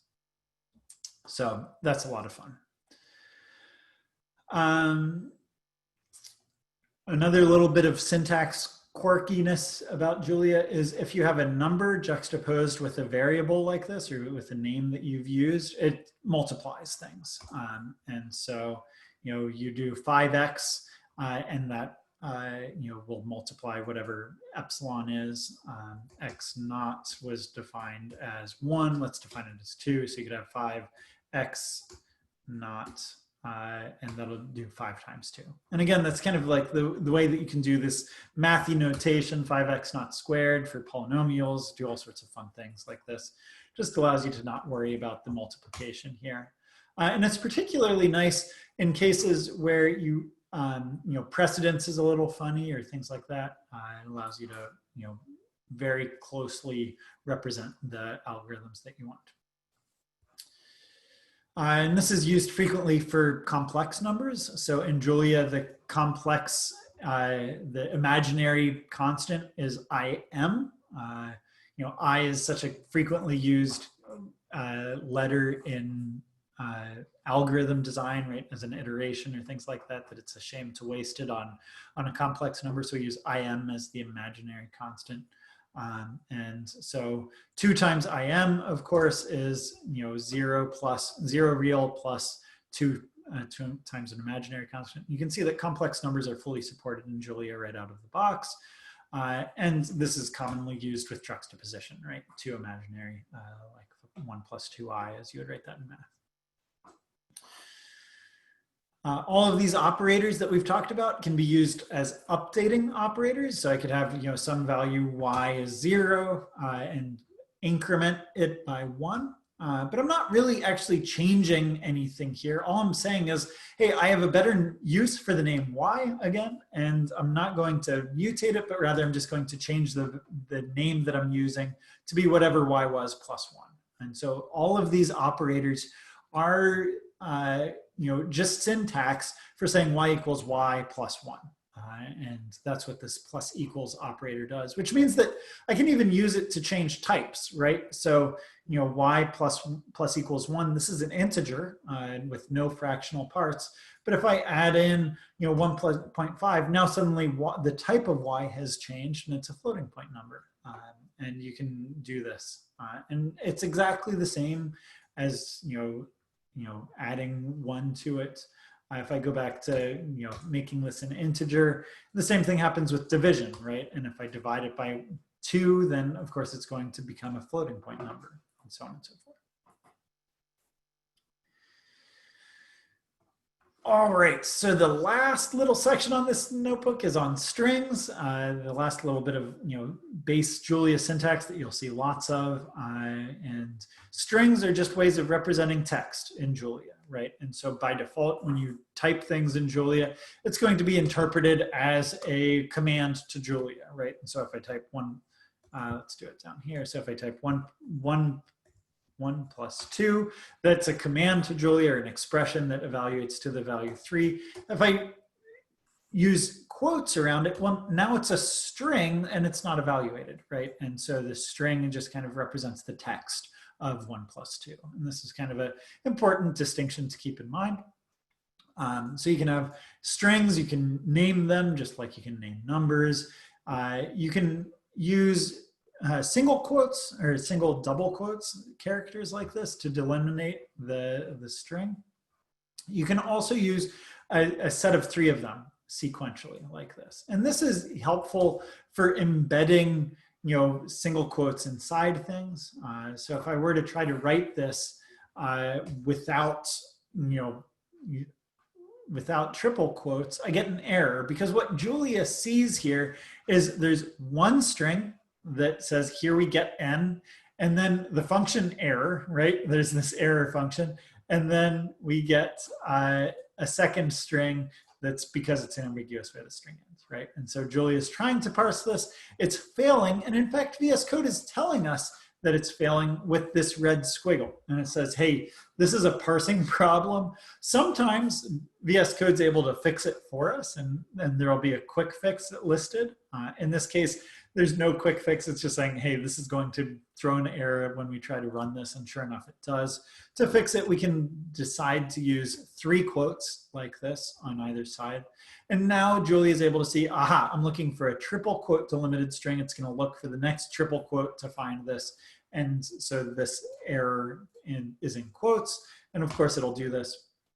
When I write this at the REPL, Julia subtly reinterprets it, or reinterprets how it's printed, to print out with single quotes. And it actually shows you how to escape or protect these double quotes inside the string. And so this backslash is a special character that won't show up if I were to say print this string out. It'll print it without the Julia markup, but by default, Julia will try to represent its objects with Julia markup, so you can kind of see how to get it back and you know, have a representation that's usable. So that's how you can work with this. The other kind of cool thing about triple quoted strings is that often in code, you're going to be nested, right? And we use indentation in Julia to kind of structure our code. It's not significant like it is in Python, so you can structure your code to your heart's delight. But you know, you'll often have code like this that's structured. In VS Code, you can move these guys around, indent and dedent them to your heart's delight, to kind of, you know, define, you know, how many levels of nesting these things are. But often you'll have some error message or some string that you want to print out that you know, you want to have and make these things print in a single way. So if I execute this entire statement, you can see that it's printed out without the leading indentation. Even though that leading indentation existed in the code, it prints out without it. And so the triple quoted strings will automatically detect this kind of common case where you have indented code and do this. And if I change this to single quotes, you can actually see that Julia will, you know, keep the indentation here as part of our string, right? These spaces are a part of the string. They're part of the text that I'm that I'm using here. And so you end up with this hanging text block that's not very nice. So triple quoted strings automatically do that for us, which is a nice little sanity feature within Julia. So strings are generally thought of as collections of characters, right? And if you were to try to write a string with single quotes, which in some languages you can arbitrarily interchange single quotes and double quotes. In Julia, we've decided it's more helpful to use different meanings for those two things. And so if you tried to write a string with single quotes, you'll end up with an error that says, hey, we're trying to construct a character literal with multiple characters. Well, that might give you a sense of what single quotes are used for. And indeed, they're used for the components of a string. So strings are lots of characters or a group of characters. And I can ask for, what's the first character of my string S1? And remind myself what S1 was here. It's a string that says I am a string, so getting the first one. It prints out as, single quotes, so you can construct this guy. And it tells me a little bit of detail about this. So that is my single quote string. This, of course, also applies to Unicode, right? And so this is the mathematical subset operator. And you can actually see what code point it is. It's kind of a nice way of doing that. So that's why if you try writing a string in single quotes, you'll get an error, and VS Code will even tell you about that. So the last helpful thing with strings is that they support what's called interpolation, which allows you to flag a particular value that you want to be interpreted again, right? Remember I talked about how putting 1 + 1 in a string is no longer going to evaluate it. There's an exception there where if you have a £, everything that appears in here gets evaluated as Julia code. And so this is a kind of a nice way of debugging and printing out things or interpolating values into a string. So commonly you just put a name that you're using in Julia. So here we have the name of the person who initially created these materials. Her name was Jane Harriman. Awesome person who happens to have 10 fingers and 10 toes. And so she prints out here that she has 10 fingers, 10 toes. And you can see that we're just putting in the name with a $sign. This $sign is special in strings, and it will interpret these things. And so you can do this. And of course, you can have arbitrary values in here. If I tried to do this without these parentheses, right? So that is num fingers plus num toes. Without that parentheses, it'll interpolate just this portion, right? Just the num fingers, and then treat the plus num toes as plain text. And so that's why we use parentheses here, just to tell Julia where it should interpret, where it should evaluate, and where that expression should end. It's most commonly used with single names like this, and so you'll frequently see this.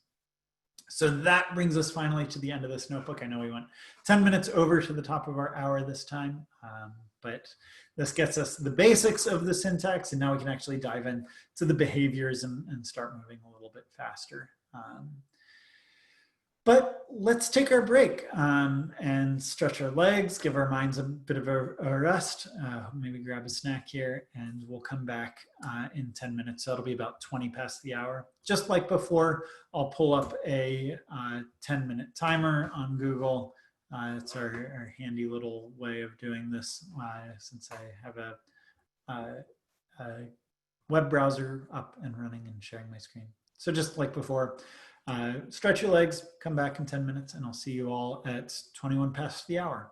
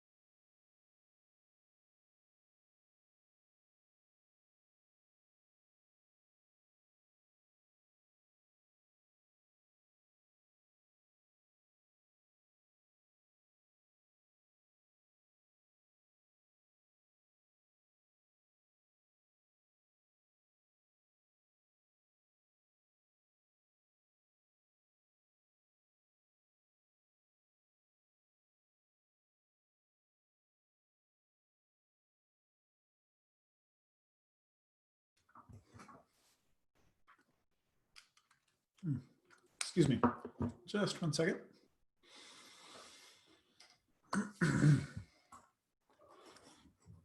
Okay, sorry. Hope you were all able to grab a snack of some sort. Get back, and now we can dive into the next thing. Let's see, there's one question during the break about asking, can we talk just a little bit about the special characters, in particular sub and superscripts, before we move on? It's a perfect idea. We can do that here. So, like we were talking about, the way that Julia identifies characters and the way in which we can work with them, any character or any name can start with any sort of letter-like value. And so you can have, let's see, what's a good example?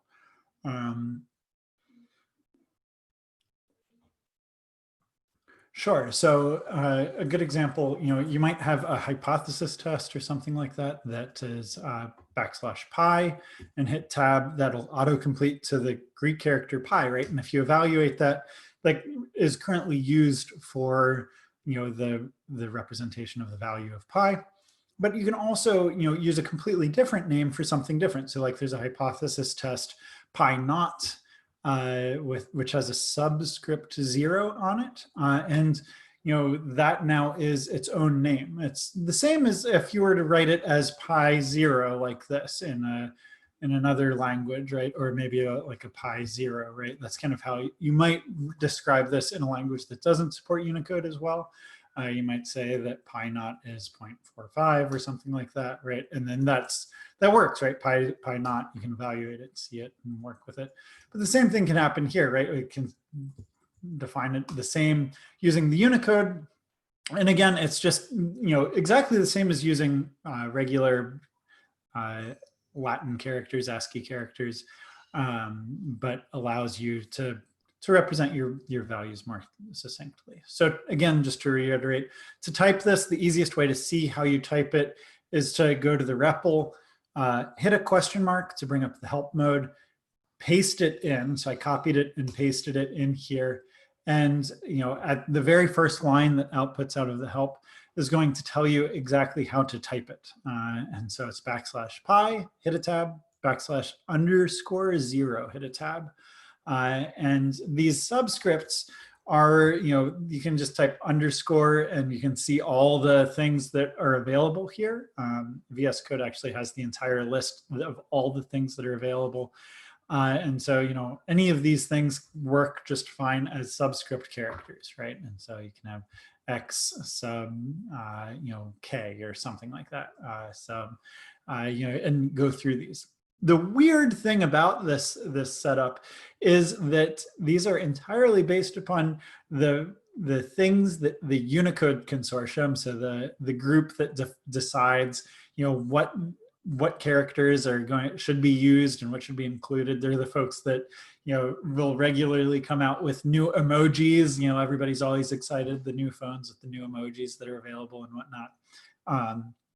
They are the ones that decide what these things mean and how they do that, and we follow that standard.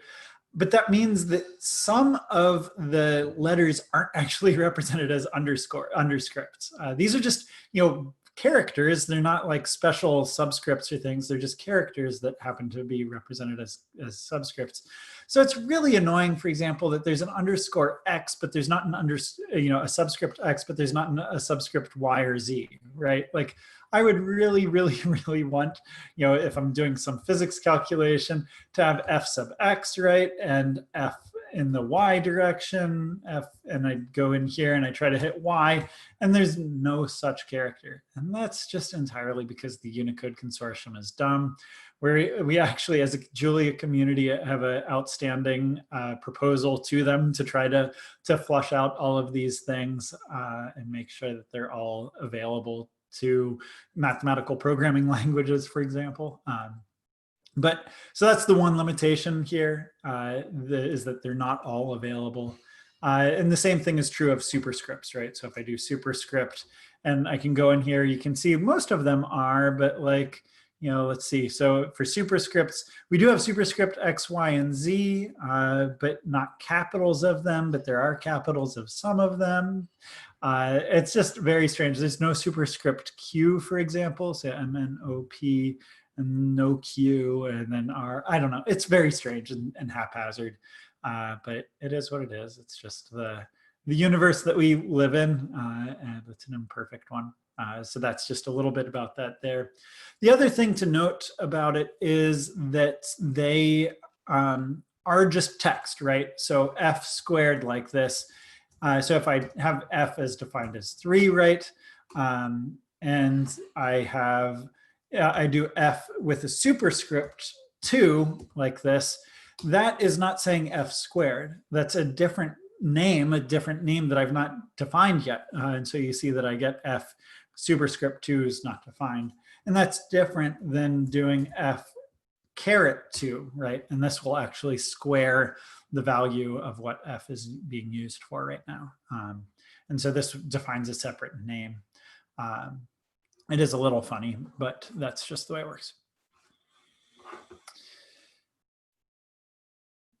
Okay, let's see. I want to shut my door here. I forgot to do that as I was walking back in. Just reduce background noise just a little bit. So let's move on to our next lecture here. And we're going to try to move a little bit quicker. Hopefully can get through this. But one of the really awesome things about Julia is its support for arrays, right? And that is built into the language, lots of great functionality there. So in this section, the second chapter of our course, we're going to talk about how to construct arrays, what they are, what they mean, how to concatenate them.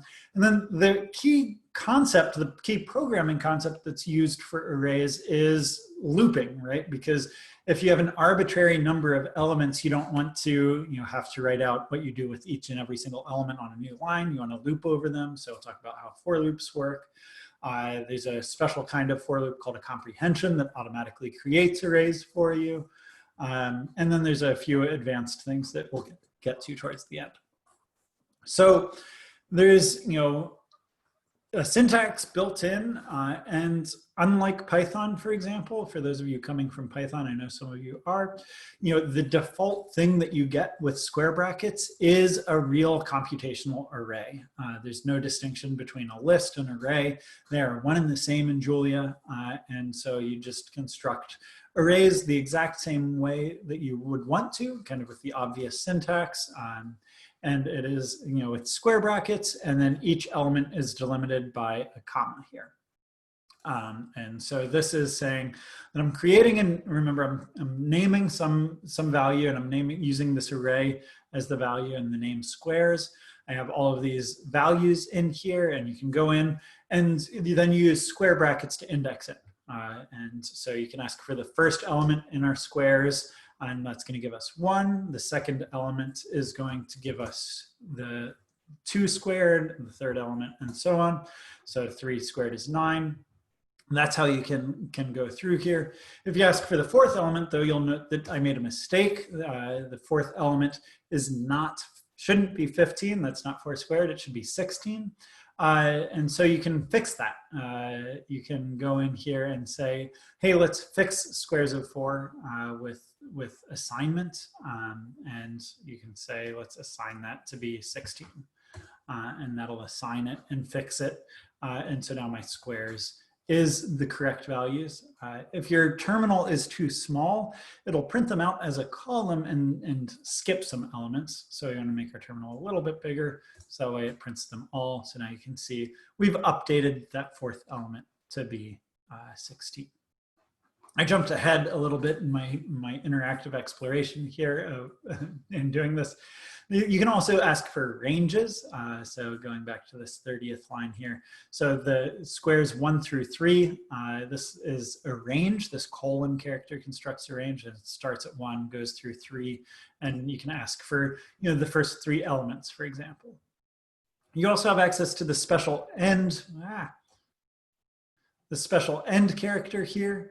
that is a representation of the last element or the last index. And so I can grab all but the first element of my squares here just by saying, hey, let's grab 2 through the end, and you can see we get 4 through 64 that way. And so this is a special syntax that's kind of handy to get this. One thing you'll note that's pretty obvious is that we are 1 indexed. So the index 1 actually refers to the first element. It's a little bit more mathy. Those of you coming from 0 indexed languages might have a little bit of whiplash or a little bit of changing to do. There's just different use cases for the two concepts. And in general, we find that 1-based indexing is far more frequently used in the kinds of things that people use Julia for. 0-based indexing is no longer counting the elements, but it's kind of counting the distance from the beginning of our array.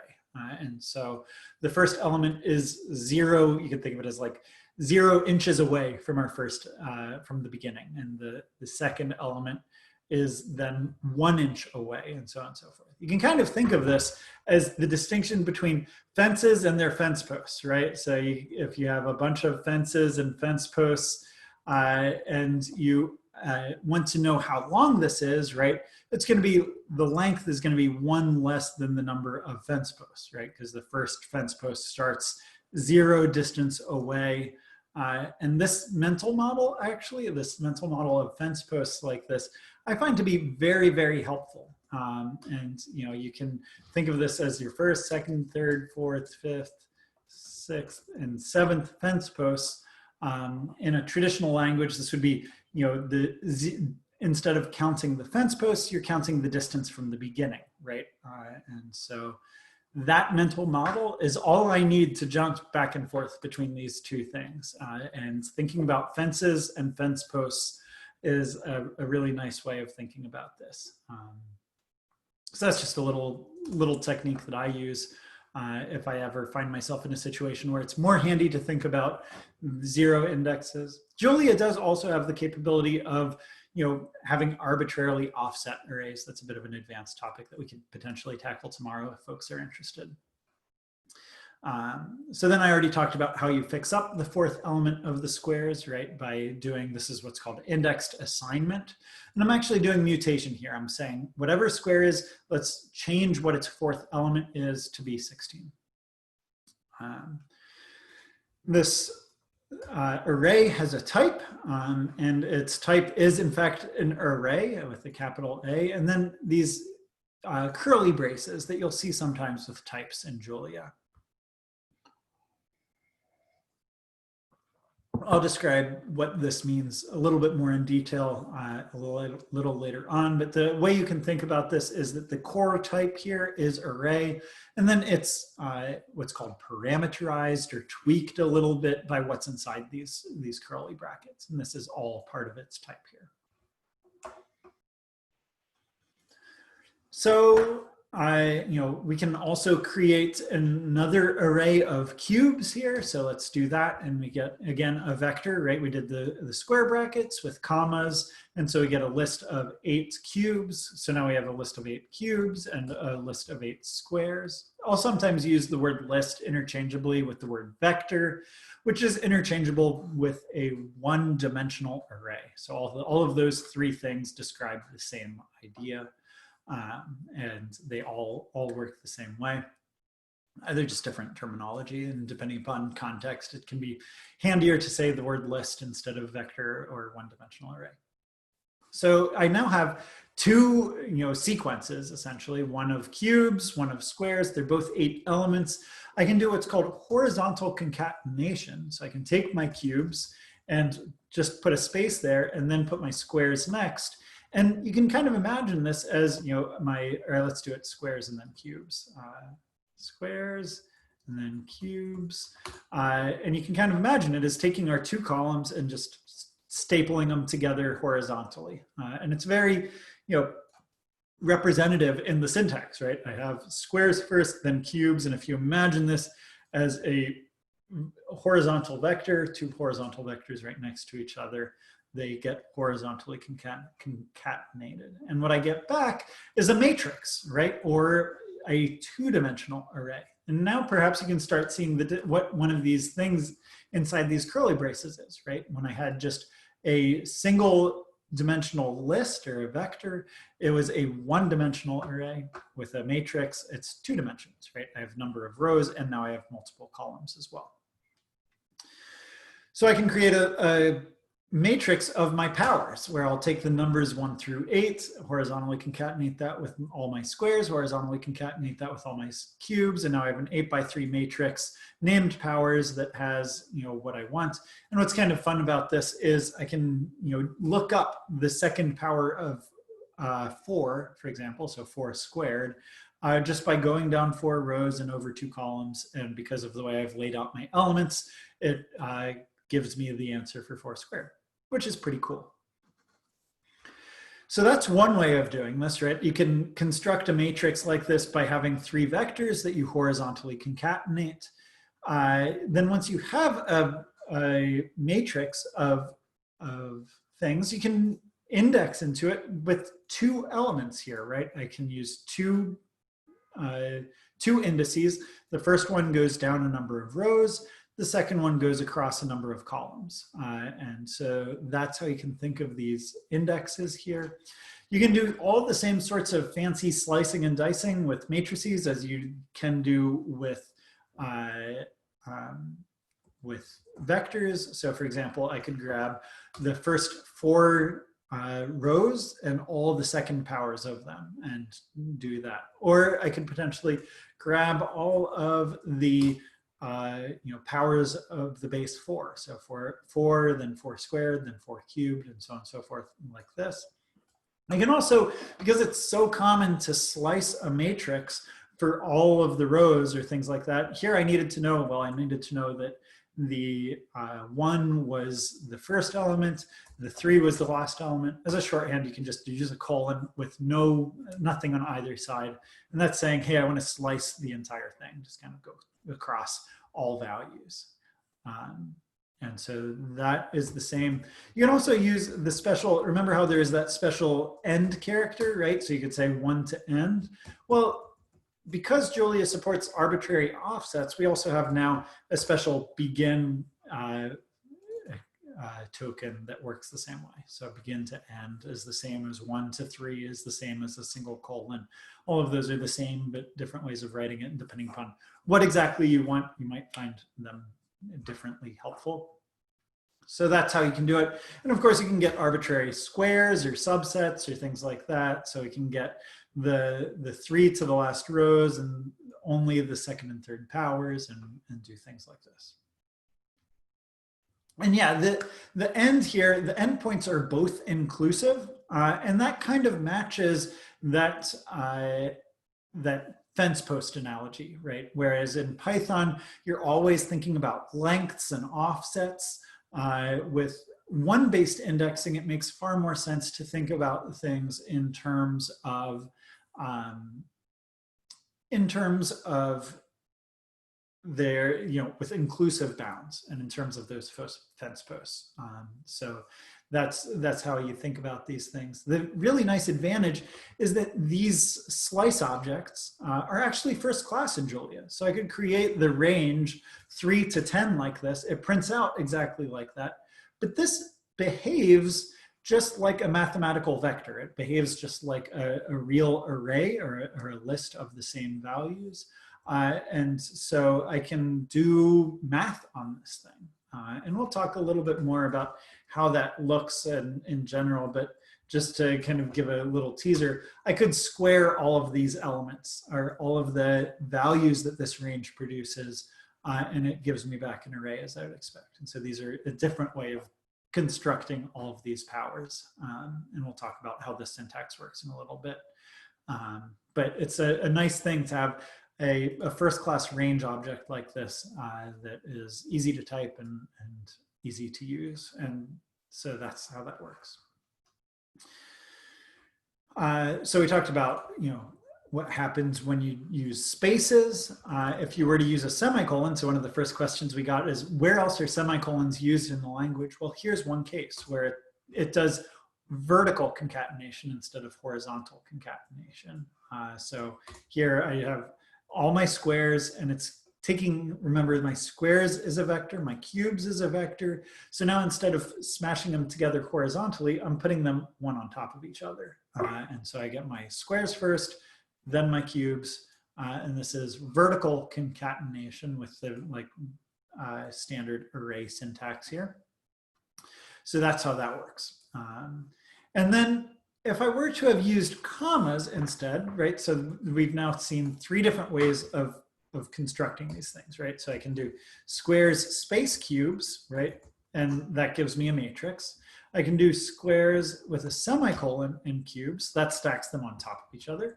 And I can use squares with a comma and then my cubes. And that gives me something totally different. That gives me an array of arrays where there's only 2 elements now, and each element is itself the array that I have. And so this is how you construct nested arrays. And the distinction here is important, right? Because now instead of an 8x3 matrix, I have, or an 8x2 matrix, I have a 2-element vector, and the answers here are nested.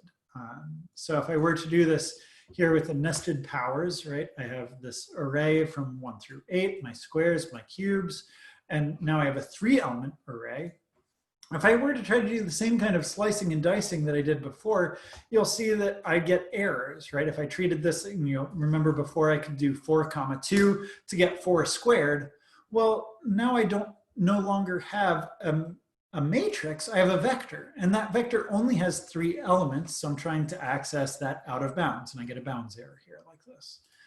Instead, I need to access the 2nd element, gives me my matrix of all my powers, and then access the 4th element of that gives me 16. So that's a little funny, right? That's opposite of how we did our powers, was 4, 2, right? Down 4 rows over 2 columns. Here we needed to get our 2nd vector out and then the 4th element of it. And so nested arrays are totally supported in Julia, but they're a little bit more awkward to work with. And in particular, when you know that all your vectors are going to be the same length, it makes sense to use the higher dimensional capabilities of Julia to use these as a single matrix or a single array, because you get much more powerful indexing semantics out of them than you do when they're nested like this. So that is fully supported and does what you would expect, but it can be a little bit of a surprise sometimes if you're taken off guard. So these things can be combined. You can actually combine them into both horizontal and vertical concatenation to very easily create a matrix like this. So here we're creating a matrix 1, 2, 3, 4, 5, 6 with 3 columns, 2 rows. They're laid out. It looks exactly what I get print back out, right? The syntax looks just like the array and the layout of the array. I could do it all on one line with that semicolon. Remember, the semicolon says vertically concatenate. So take this row, vertically concatenate it with this row, and then we end up with the matrix that we want. So to work with arrays, the very first thing that you want to reach for is a for loop. The way they look in Julia is like this. You take some for with some variable and some iterable, some collection that has a range of values that you're going to produce, and you do something to them all. So I could, for example, create an 8x3 matrix of to store our values into. And the way you do this is not the way that it's written here. You would, you'd want to create a blank array. And one way to do that is to say, hey, let's get a bunch of zeros, an 8x3 matrix that are all filled with zeros, for example. So that's one way of allocating a blob to do this. And then you can iterate over all the powers, all the values, and then for each thing, we update them. So this is a nested pair of for loops. You can kind of see how this works. We could tear this apart and just say, all right, so let's say value is 1 and power is 1. then what does this body do? Well, it's going to set the first element of A to be 1 to the first power. Well, that's not very interesting, but we can look at A again, and sure enough, we've updated our first value here. The next thing is going to be more interesting. So these for loops kind of do, you can imagine them doing little circles in your mind. And the next one is going to be more interesting. So our power is still going to be 1, right? But our value is going to update to the next element of this range, right? This is our collection that we're iterating over. So value is going to be now 2. And then we execute this body like this. And now we have 2 to the first power, and so on and so forth. So these for loops allow us to do this very succinctly and get this going and fill in our array. Whoops, I want to execute that one here. So you can see we have our powers as you would expect. So that does that, and that is equivalent to what we had before. It's a little messy though, right? We needed to allocate an array. We needed to figure out what they were. We needed to write 2 for loops. This is something where we want to be able to do this succinctly and easily and get this working. And the way to do that is with what's called an array comprehension. And so this is just like a list comprehension in Python, if you're familiar with Python, where we kind of nest our for loop inside of an array bracket. So we're going to construct an array with this bracket syntax, kind of like what we've been used to. But now inside of it, we're just going to say value squared for value in 1 through 8, like this. And so our squares gives us this, our cubes gives us this, right? And so that's how you can work through this. Looks like I have a duplicated line here. I can delete that. But now what's really cool is because Julia so strongly features multi-dimensional arrays and supports for multi-dimensional arrays, we actually have the capability of doing 2 for loops chained together, where we can go through and say, hey, for value in 1 through 8 and power through 1 through 3, we'll have 2 nested for loops and construct a matrix on value to the power.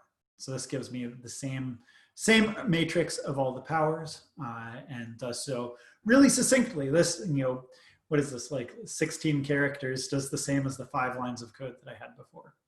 So this is a really nice shorthand. You'll see this frequently in Julia, and it's good to know about. So the rows are populated by what comes first, and the columns are populated by what comes second.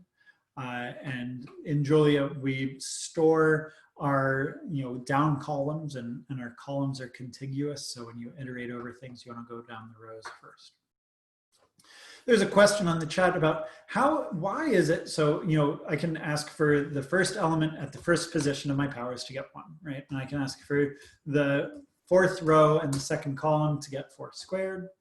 Why is it that I can just ask for 4 without a 2nd column? And this is, getting towards kind of how this matrix is represented. This is what's called a linear index. And it is just going through all of the columns in sequential order. So in the first column, this is behaving just as though there was a 1 here, right? 4 and 4, 1 is exactly the same. I can get my 8th value out, and that's going to be exactly the same as 8. And what's tricky and what's helpful at times is to grab the 9th value out of my powers. And you can think of this matrix as a collection, not just that has dimensions, right? That's not just 8 by 3, but it also happens to contain 24 values, right? 8 times 3 is 24. So there are 24 total values. So I could ask, what is going to be the 9th value here? Or what is going to be the 10th value? And the 10th value of my matrix, kind of, you can think of it as wrapping around to the 2nd column. And you just kind of go down the matrix and then up and then back down and then up and then back down again. And this is what's called linear indexing, or the linear view of your array like that. So that's how you can think of this, how you can work with the way this works. And you can see that representation clearly just by asking for the vector of all my powers. So if you use this vec shorthand, it'll rearrange my matrix into a 24 element vector that uses that sequence, right? It does it stacks all the first powers, all the second powers, and all the third powers on top of each other. That's a really good question, and that's something that you'll see too, is linear indexing as a powerful technique. And it's used, for example, if you want to loop over all the powers, right? So for elements in powers, we're iterating over this array, and I can print out, let's do interpretation here, elements, like this with a space like that. And we'll just print all of our values out one after the other like this. And so you can see we've kind of treated this as just a collection of 24 elements instead of it using its shape. And we've just iterated over it like that. And again, it uses the same iteration order that you get with linear indexing.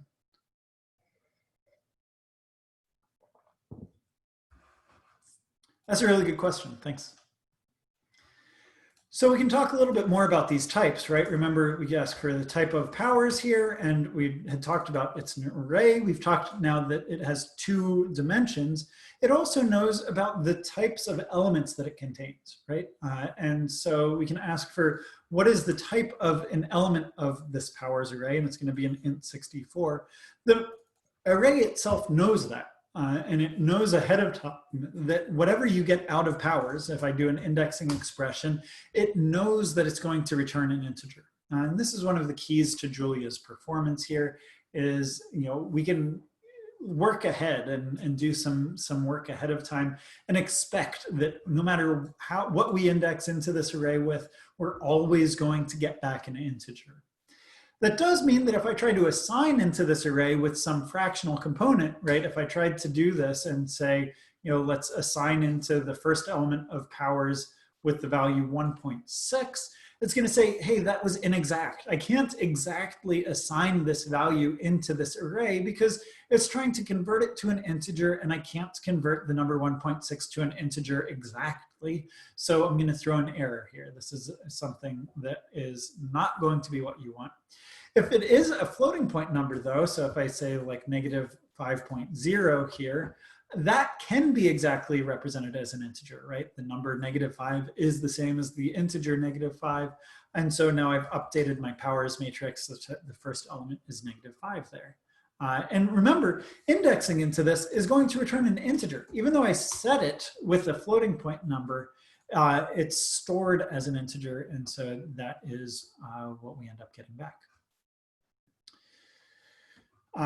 The same thing happens, remember that with our very first lecture, we talked about all those different ways of writing 42s. Well, if I tried to do that as a vector or a list with these square brackets, I end up with a bunch of float 64s. And this is because having the same element type is such a huge advantage for numerical computing that Julia kind of aggressively promotes arrays to the same type if it can. And so here it sees that all of these are numeric types. Some of them have fractional components though, and so that is the more generic type, and so let's promote to that. And so Julia has a system of promotion that it can use. In some cases, it doesn't use it very frequently, but this is one place where you'll see it, where you can see now we've kind of lost all the special types of these things. And if we do that same for loop that we had done before, now you can understand it, right? We're looping over every element of the 42's array, storing it in the name X or assigning it the name X. We'll show it and then say what type it is, and you can see they're all float 64s. And so this is, by default what you get. You can explicitly say what type you want by putting an element type here. So I can say, hey, I want this to be any type. And you can see just by hovering over it that any can describe all types. And any is the type of every element in Julia. And so in any array is how you can think of, this will preserve the types. It kind of turns off that promotion behavior. So instead of promoting them all to float 64s, now no longer does Julia know what type it's going to get back when you index into it. if you get the first element, it's going to be an integer. The second element is going to be a float 64, and so on and so forth.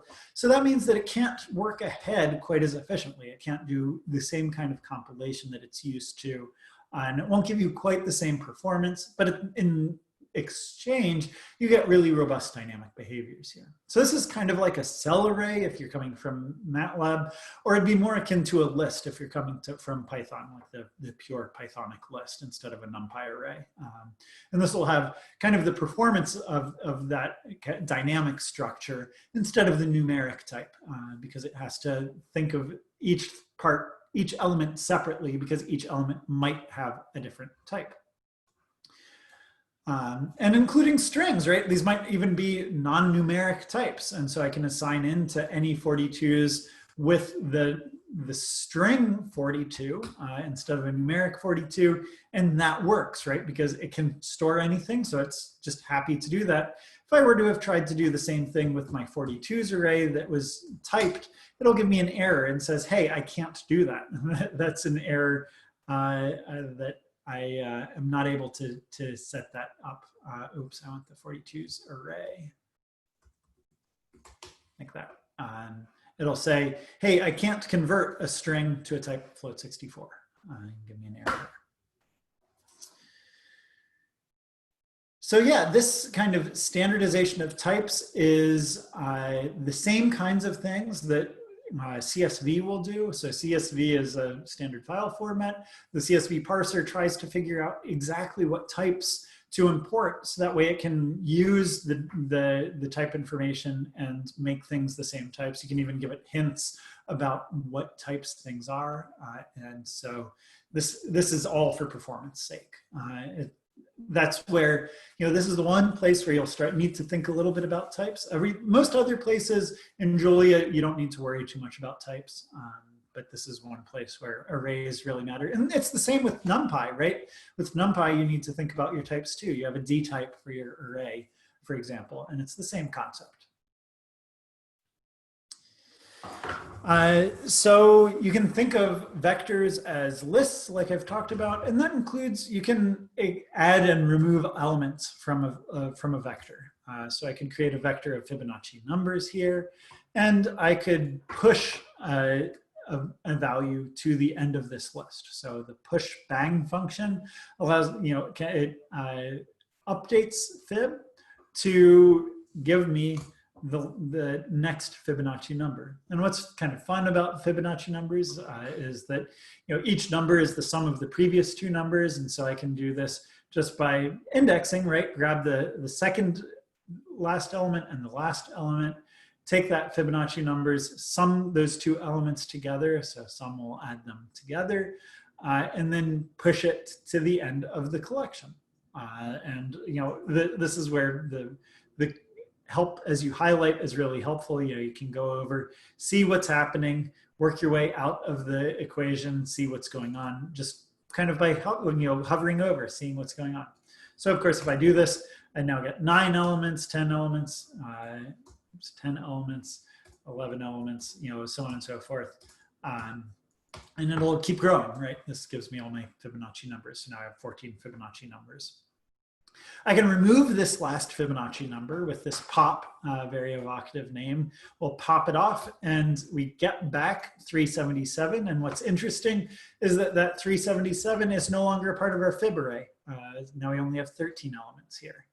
And so this allows you to work with these as a deck of elements, adding and removing them. We do this efficiently. We kind of amortize the operations and make sure that this is done with the most efficient complexity classes you might imagine. You can also push to the front of a vector with push first. Again, very sensible name. You add it at the beginning of the collection, insert them at the beginning of a collection. And so some schools of thought say that the Fibonacci numbers start with a 0. You can do that just fine. Or you could pop it back off. And just like the pop function, it gives you the value, and as a side effect, it removes it from the array. So now we're back to 13 elements again. So this introduces a new syntax, or a new character that we've not played with yet, is this exclamation mark, this bang character. And so why did we all of a sudden start shouting at Julia when we started talking about pushing and popping? And it's not because we're pushy, but it's because there's a very, let me turn on word wrap here. So you can turn on word wrap to make these things wrap around if any of these lines get too big. It's going to view and toggle word wrap here is how I did that.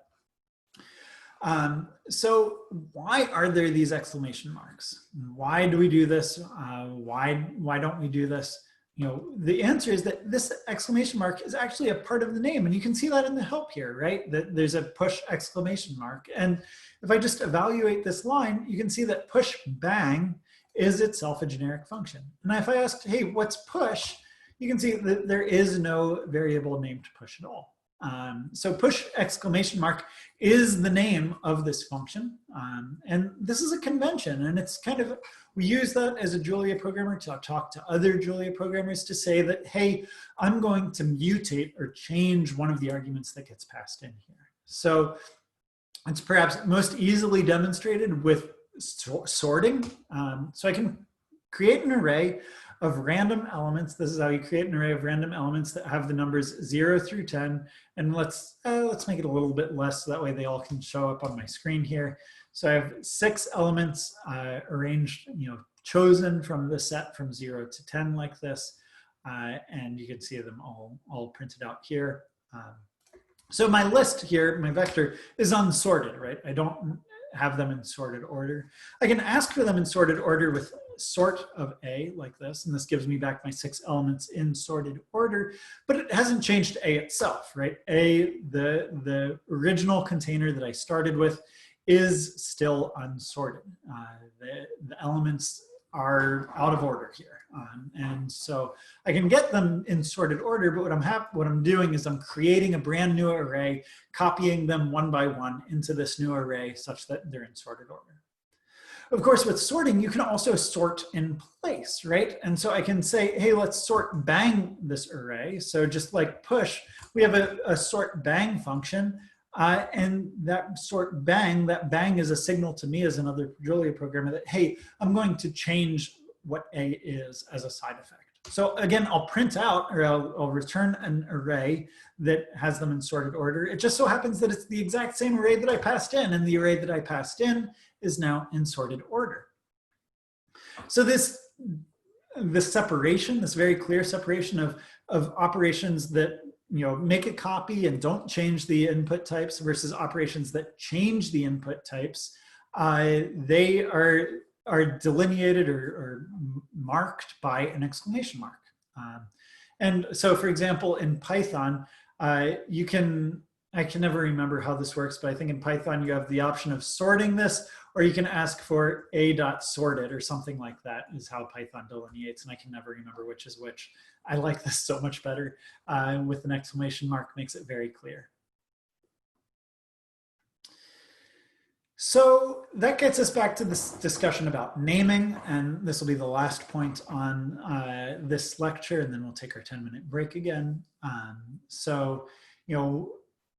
Remember that variables, or these assignments, are really just names. And so we can name an array, right? And we've named this array Fibonacci here. And now if I decide, hey, I want to use another name for the same array. So I can say, well, these are just some numbers.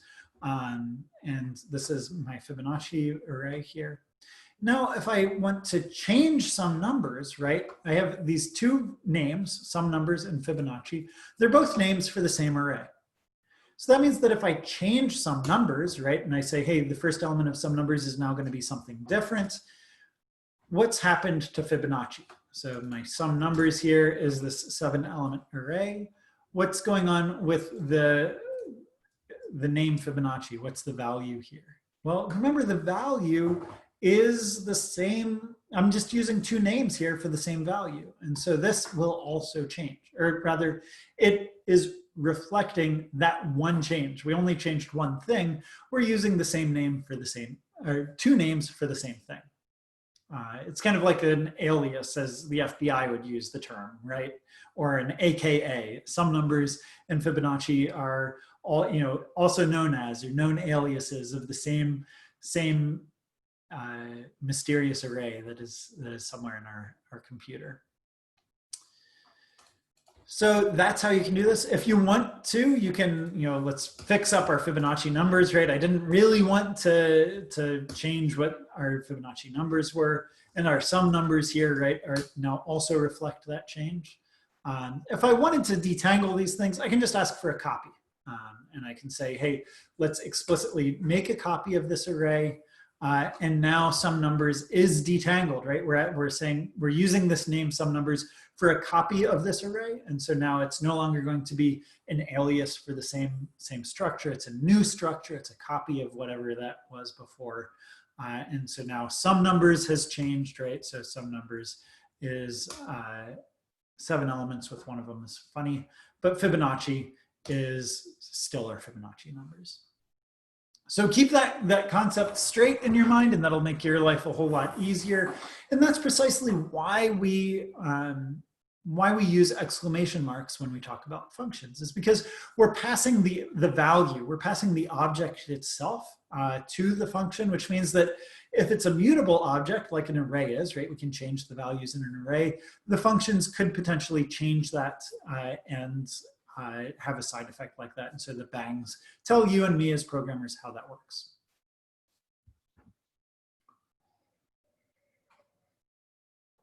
So if you have nested arrays, you can absolutely do that, and you use the exact words that you would want to. Deep copy, and I can show you a little bit here. So if I just ask, how do I get help on deep copy? Oh shoot, let's see, I think I used a string, deep copy. If you want to search through all documentation for an arbitrary string, so you can look, kind of like do a Google search, as you might think of it, through the entire documentation. You can just ask help for the help on a string, and it does a string search through all of the documentation, everything like that. You can see, oh, hey, there's a function called deep copy that, sure enough, it seems like it might do what I want, and I can get help on it. And there, that is exactly what you want, the recursive copies of everything. So if you have a nested array, it'll copy those nested things and so on and so forth. In general, in Julia programming, I find I don't need deep copies all that often. So it's not something that you'll see too frequently, but it does exist and it is there.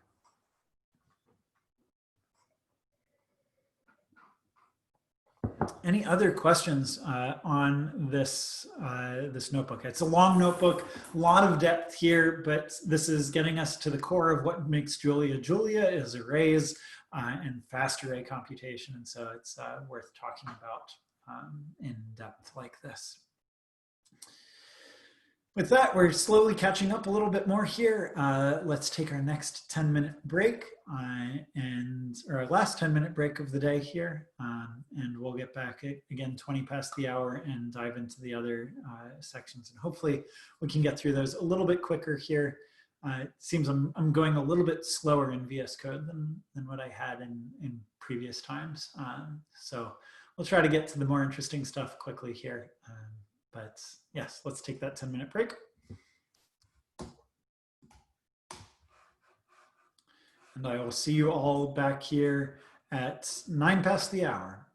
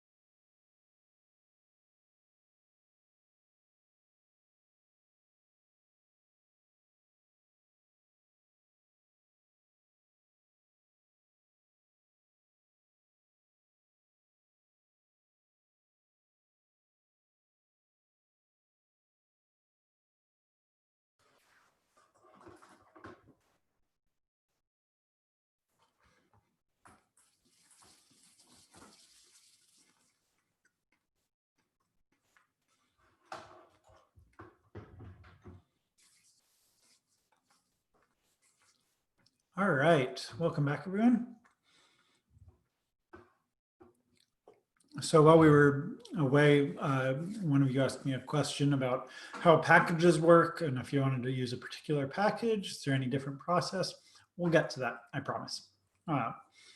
That's a huge part, and you use VS Code just the same way as we've done so far. So let's jump into our third notebook here, our third section on functions and broadcasting. This is a key portion of, how to work with Julia is to define functions that just chunks of code that can run and run regularly. And it's how you do performant Julia is you want to put things in functions to make sure that you're doing things performantly and getting things correct. So let's define a function. And this is, exactly how, you would call a function, right? So remember, we've been calling functions like say hi. If I wanted to say hi to Matt, I'd do it like this. But of course, doing this will give me an error saying, hey, say hi is not defined. Because we've not taught Julia what the function say hi does yet. And the way you do that is with the function keyword like this. And then you use say hi. What you put in the parentheses here is the name of the argument that you're passing in. And so this is what you can use in the function body then to do something. And so in this case, we'll just print out a string that says, hi, whoever, it's great to see you. So let's execute that.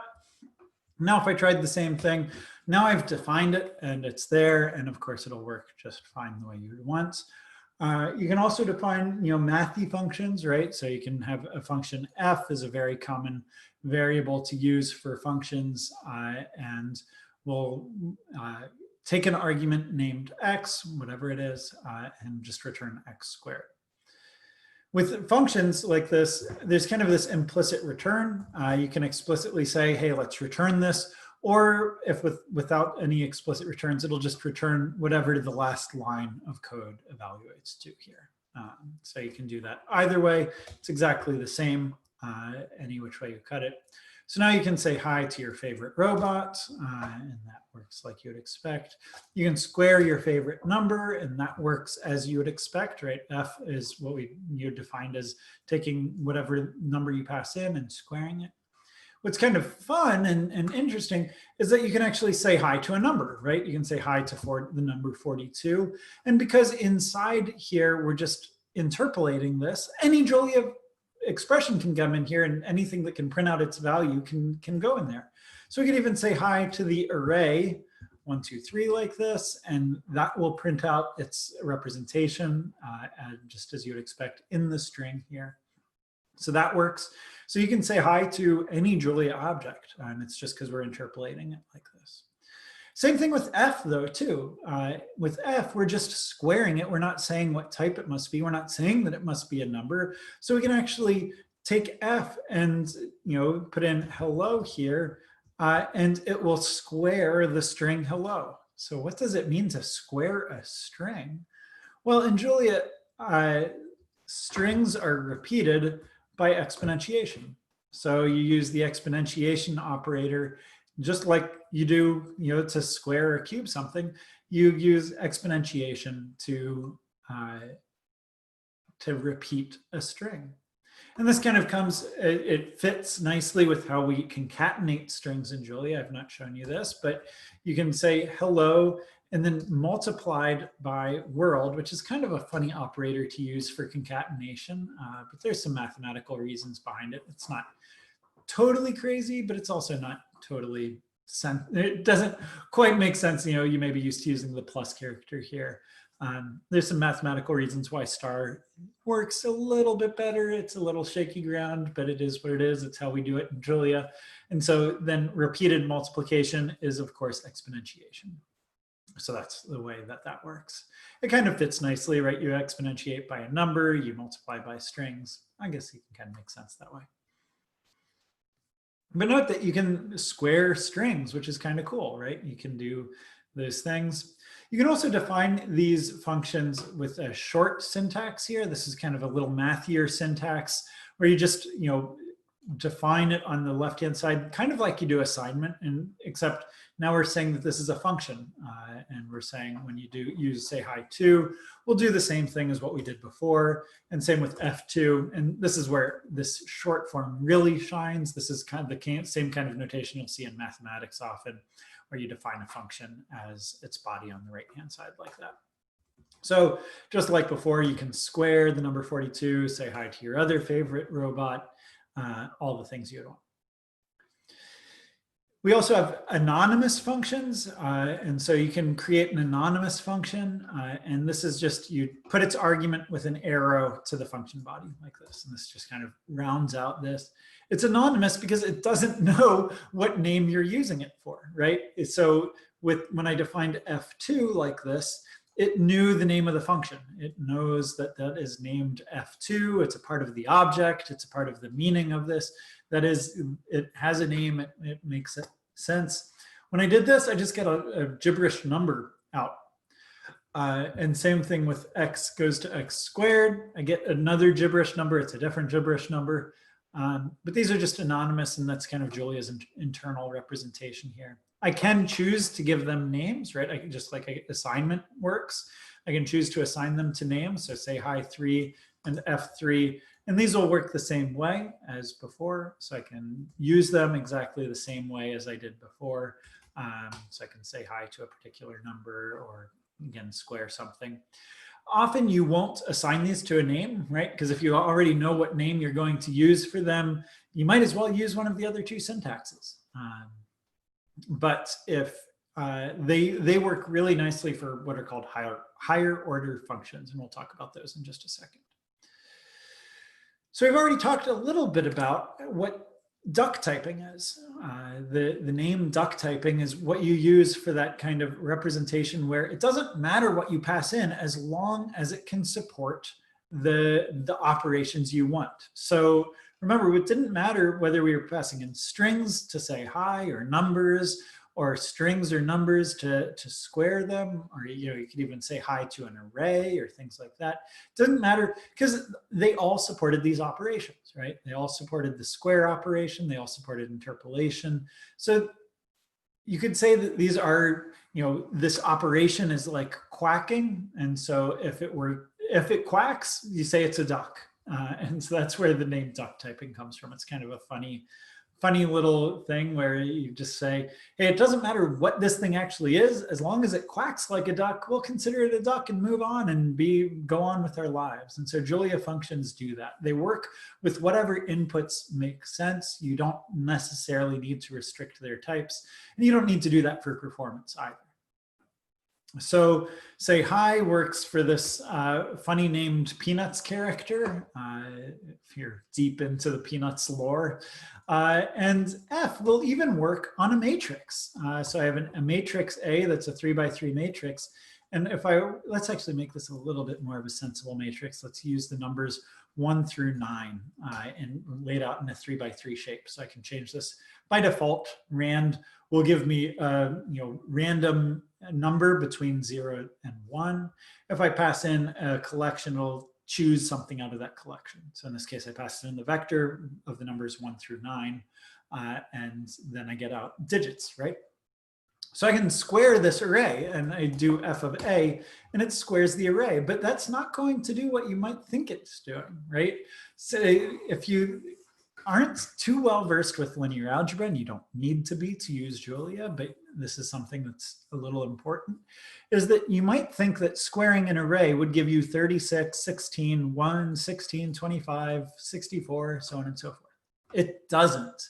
And the reason for that is because squaring is repeated multiplication, and we have a matrix here, and a matrix times a matrix is doing matrix multiplication, which is a different sort of multiplication. It's like the dot products of all the rows and columns together.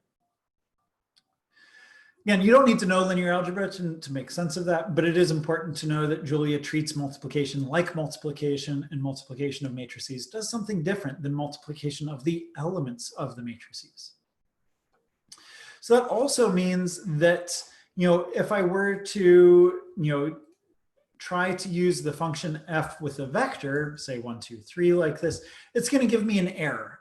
And it's going to say, hey, I don't know how to exponentiate a vector, because that's not a sensible linear algebra operation. You could potentially exponentiate all the individual elements here, and I'll show you how to do that in just 1 second, but that's not what this is doing. It's trying to take the vector 1, 2, 3 and multiply it by another vector 1, 2, 3, and that is not a well-defined operation. So you get an error here. Depending upon what you do, you'll get a different kind of error, but the error type itself is something that you'll see frequently when you start using Julia, and it's a method error. And it's saying that I don't have a method that takes an array and an integer and does exponentiation between the two. So this is something that is worth learning how to read a little bit. These double colons are how we signify types. And so it's saying, hey, I got something of the type of array on the left and a type of integer on the right, right? Because I'm trying to raise this vector to the second power. And I don't know how to do that, so I don't have a method matching it. It'll even tell me, hey, you might have meant to use, instead of an array, maybe a big integer or a floating point number. These aren't terribly helpful in this context, but it is, sometimes these candidates are helpful and reminders of what might have gone wrong. When I did the vector times a vector, I again got a no method matching here. And this time it's a star, right? It's using the multiplication operator, and it has 2 vectors, a vector on the left hand and a vector on the right hand side. And here it's saying, hey, maybe you tried to meant to multiply by a linear algebra object that's an adjoint or a transpose. Those things I know how to do. If one of them's an adjoint or a transpose, I know how to multiply 2 vectors, but I don't know how to multiply 2 vectors otherwise. And so in this case, this is actually a little bit helpful, right? You can see that, hey, it might have been an adjoint, might have been a transpose. There's a lot of noise, line noise here with line numbers and things like that. But the key point here is the type itself, right? A linear algebra adjoint or a linear algebra transpose. And were one of these 2 things that object, this would work. So that's how that works. We've already talked about this section. The section's a repeat. I'll skip over that on sorting and changing elements and things like that. But let's see how that applies when we define our own functions, right? The same overall thing about naming applies to function arguments. So if I were to define a function named set0 that takes an argument named x, and then I assign the value 0 to the name x and return x, what's going to happen with this? Well, I've named it with a bang, right? I've named it trying to communicate with other programmers that this should change x, right? And so I can do this and say, all right, I'm going to try to make my own bang function. I'm going to call it set0, take in an argument named x. We'll assign the value 0 to the name x and then return x. So what's that going to do? Let's make a variable y, or make a name y, assign it to the value 1, and let's try to set 0 it, right? Let's try to set 0 y. You do that, it returns 0. Haha, awesome. That looks great, but then you ask, hey, what does the name y mean? And what do you think you're going to get here? You get 1. Now it's worth thinking a little bit about why this is. Why do you think you're getting the value 1 here instead of 0? You didn't actually mutate it. You didn't change it, right? The bang function was a red herring. It's a lie to other programmers. You're lying to other programmers. You're promising that you're changing y, but you didn't actually change y. Well, remember what assignment means in Julia. It just means that you have a better use for the name x. We're just clobbering whatever x was referring to before, is deciding, hey, I have a better use for the name x. I'm going to use it for the value 0 and return that. So that's why we're not changing y. And this is kind of important, that you can't reach into some other namespace and change some value. And that's particularly important because if I were to be able to change the value 1 in all of Julia programs to suddenly to represent the number 0 instead, then everywhere that I had written +1, I'm going to become a no operation, and that's not going to be very helpful at all. So this kind of operation just doesn't work, right? Because y is a name for a value that can't be changed. It's the name for the value 1, and that's a mathematical quantity, a mathematical truth, and you can't change what 1 means. It's always going to mean 1. And this is true too if I were to use the value x, right? If I were to say x is 3 and I set 0 bang, so now the name that I'm using outside of the function matches the name that I happen to choose as the function argument name. But again, these are all just names in different contexts, and we're good at thinking about that, right? In different contexts, the name Donald means something different, right? And it could be my dad, it could be someone else. And so we're used to this kind of contextual representation. And that gets to the bottom of what folks talk about scope in programming languages. Scope just as a representation of that kind of understanding of a room in which, you know, X means something. And so with this, we're you know, inside a scope, or inside a room in which X means something special. And X is a name that is different than what you might refer to X outside of this room. And so the same thing happens here, right? The set 0 bang failed to change X out here, even though inside this room, X is the name for the value 0. It doesn't change the global meaning of that. And the same context is true, right? Inside my house, the name Donald might mean my father, and probably does, but in the world at large, it's probably referring to someone else.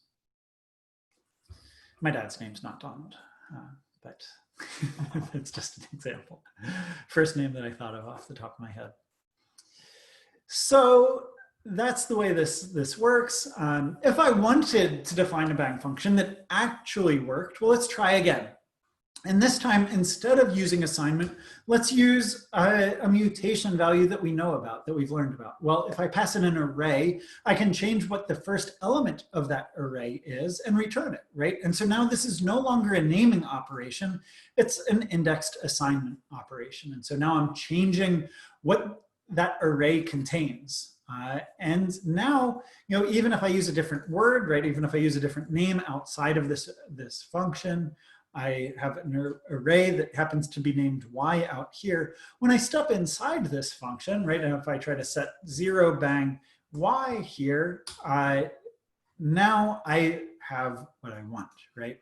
Now I am passing in y within the context of this function that array is referred to by the name x. I can do an indexed assignment, you know, by using that name. I say, hey, name, change your first element to be 0, whatever name you have here, and return that name. And that name happens to refer to the same value as the array that I named y out here, because that's what I passed in. So that means that y got updated. So now we actually defined a bang function that works. So that's bang functions. That's how they work, how you can define them yourself. The key thing here is you want to do mutation, not naming. And so that's the key principle. In terms of higher order functions then, well, you know, functions are just values that you can pass around, which means that you can pass them to other functions. And the kind of canonical higher order function, a higher order function is just a function that takes a function as an argument. The canonical example here is to map. So remember, f is our function that we defined as a square operation. And we can map that square across all the elements of an array that we pass in. And if we do that, then if my terminal is big enough to show you the answer, we get 1, 4, and 9. And remember, trying to call f here, f of 1, 2, 3 like this, that doesn't work, right? Because we're trying to square the vector. But if I were to map f across all the elements of my vector, now that works. And all we're doing is essentially we're passing f to a function that loops over this matrix and applies f. It's the same as if I were to use the array comprehension, f of element for element in 1, 2, 3, right? It's the same as what we learned before. Map is just kind of a snazzy functional way of doing the same thing.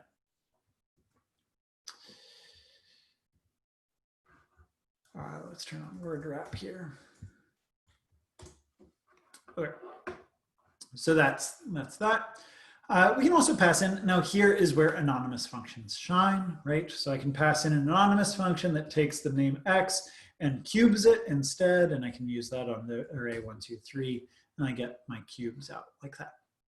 So this is where anonymous functions, and where it makes sense, I don't need a name for this. This very succinctly describes a cubing operation. And in fact, it's probably shorter than writing out cube is, or you're defining a function to cube things.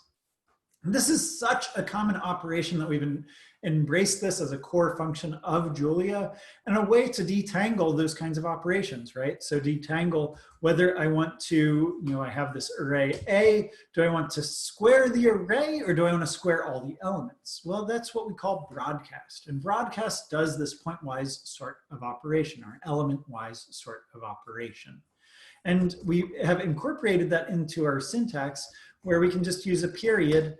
And now this gives me the numbers that I was expecting initially, right? I am squaring all the elements of the array A. It is operating pointwise, right? It's going pointwise across my matrix, doing each one independently and getting me the answer. And so while I can't call f of a, or I'm sorry, while I can call f of a, right, because it's a matrix and you can do the matrix multiplication, and it means something different here, right? I can also do it element-wise and get the element-wise answers. And this detangling of scalar behavior or vectorized behavior is really important and really powerful. So often if you're defining a function, rather than defining it to take an array as an input, you just define what you do on each element.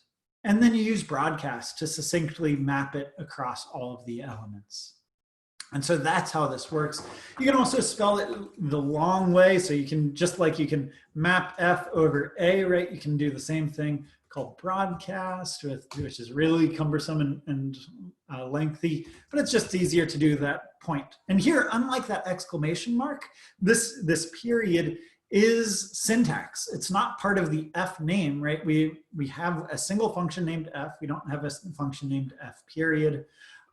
This period is syntax, and it is an important part of the syntax. And the same thing happens with our general operators, right? So I have this matrix, and if I wanted to add 1 to every element of my matrix here, and if I were to try that and I do a +1 here, well, again, that gives me an error. And in this case, we've added a nice little hint about what you might want to do.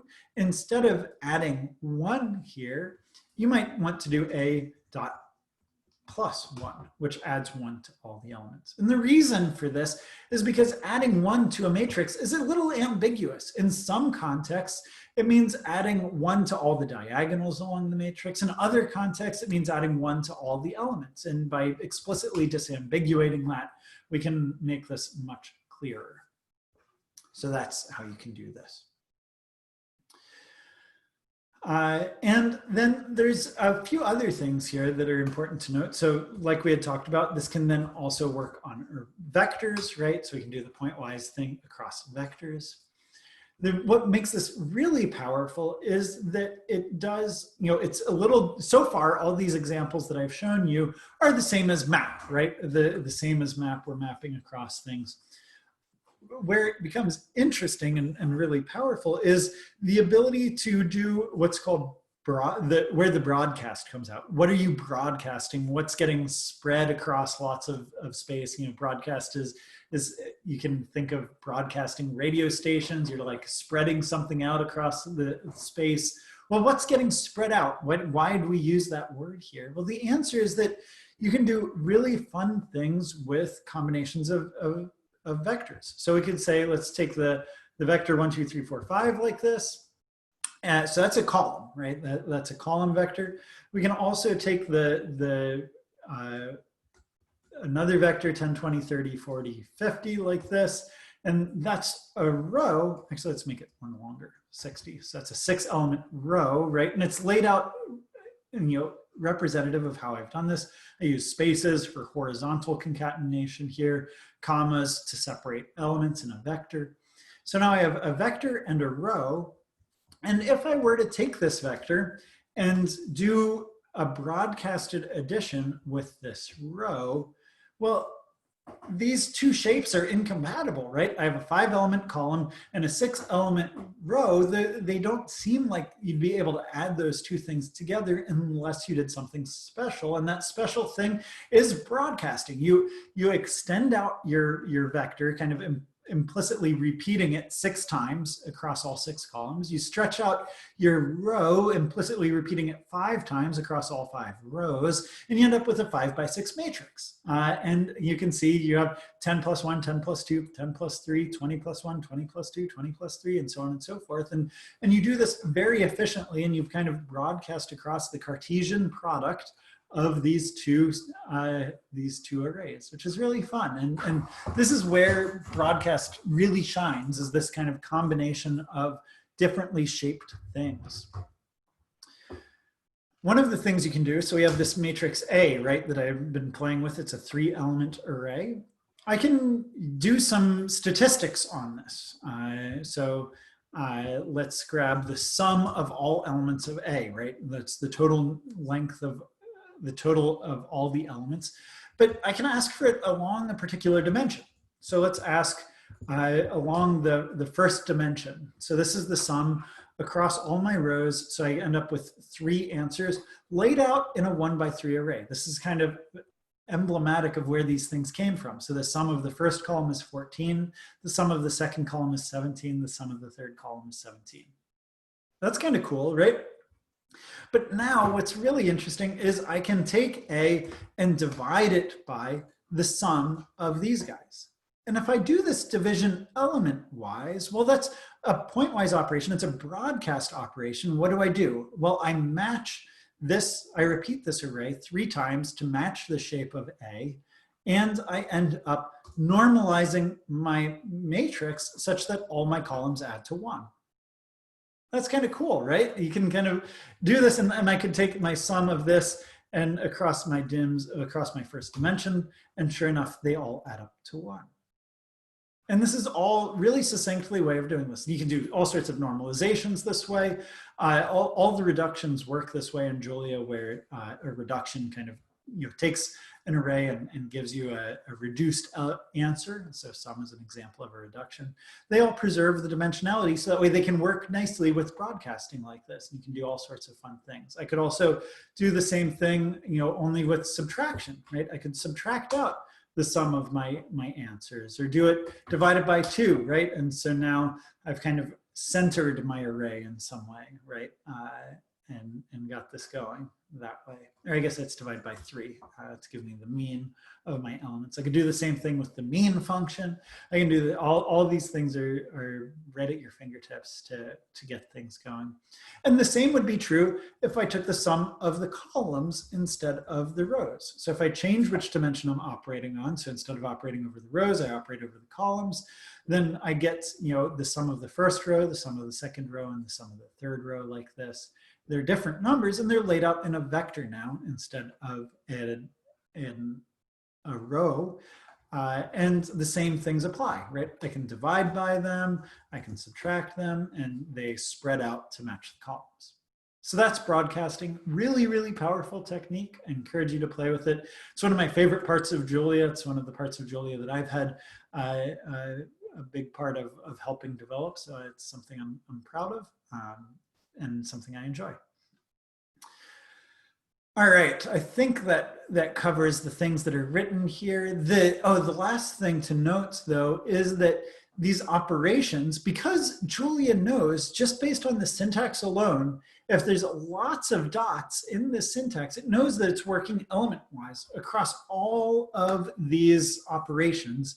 And that means that it can do this one huge expression in just a single loop over our array. And it can do all sorts of fun things here, but it does this extraordinarily efficiently. Whereas doing the naive thing in other languages might require temporaries, right? You apply F to your array, get a new array. You multiply it by 2, get another new array. You divide it by A, get another array. You add A back in, you get another array, and so on and so forth. And so by using dots, Julia is able to see, hey, all of these operations are element-wise. They're all going over a known set of arrays. I can just construct a for loop that matches the iteration space, the Cartesian product of all of these things, and figure it out and do it in one go. And that is extraordinarily efficient, and it's another place where Julia can describe an operation very succinctly and yet get better performance than any other language can. So it's a lot of fun there. Yes, so this operation here, this one single row here, is the same as constructing this anonymous function that you then map across your one input. And you do one loop over it, and you do all of these operations to each element, and you'll get the same performance that way. So that gets us to the end of broadcasting. We have 10 minutes left in today's session, and I want to get through just a few more of the or just maybe one more of these examples here. This fourth chapter on data structures is pretty short and talks about some of the other key structures that you'll see in Julia. So far, we've talked about numbers, a lot about numeric types, and some about strings and arrays, right? We talked a lot about arrays. Let's talk about a few of the other data structures before we call today quit. And then tomorrow, I know we have a lot of things to go, there are a lot of things to cover. This course, the things I promise you we'll get to are these parts here, as well as some things on types and iteration. The other things are kind of advanced topics, and you're free to look at them as you go. We'll try to cover as much as we can, but we'll get into packages, get into advanced plotting, things like that, where a lot of really important things that I'm sure you want to use Julia for. Today is the day to kind of get the grounding right, so that way we can run tomorrow. Okay, so data structures. There's a handful of data structures that we haven't really covered quite yet that we want to go over quickly here in the last 10 minutes, and I think we can do that fairly succinctly. We have tuples, named tuples, and dictionaries that we'll talk about. Once again, I'm going to turn on WordWrap, and so we can see all the comments that are here. So tuples, we actually saw, I used a tuple in our very first lecture about all the different types. Tuples are just a short list of a set number of elements. They kind of look and act like an array, right? So I can have a tuple of my favorite animals. We got penguins, cats, and sugar gliders, or some strings that we can put in our tuple.